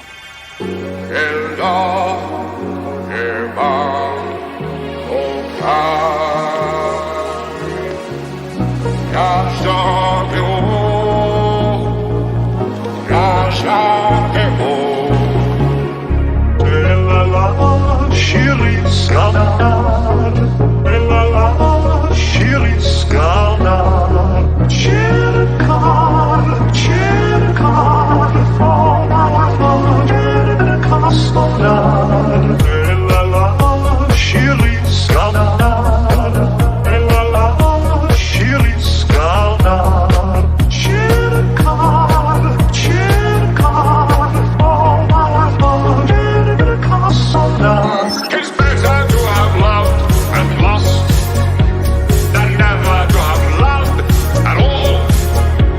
Come cheer up my nights, come cheer up my nights. It's better to have loved and lost. It's better to have loved and lost. Captain Jean-Luc Picard than never to have loved at all. The Federation starship, come cheer up my nights, come cheer up my nights. It's better to have loved and lost. Captain Jean-Luc Picard. 17346732147 Charlie 32789777643 Tango 732 Victor 73117887324767897643676 Lock. When I have plucked the rose, G.O. Grey hot, longing still for that which longer nurseth the disease. In faith, I do not love thee. Shall I compare thee to a summer's day? When I have plucked the rose, longing still for that which longer nurses the disease. In faith, I do not love thee. Shall I compare thee to a summer's day? 'Tis better to have loved and lost than never to have loved at all.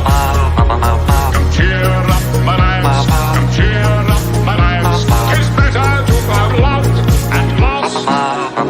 Incredibly unbroken sentence, moving from topic to topic. No one had a chance to interrupt. It was quite hypnotic. Incredibly unbroken sentence, moving from topic to topic. No one had a chance to interrupt. It was quite hypnotic.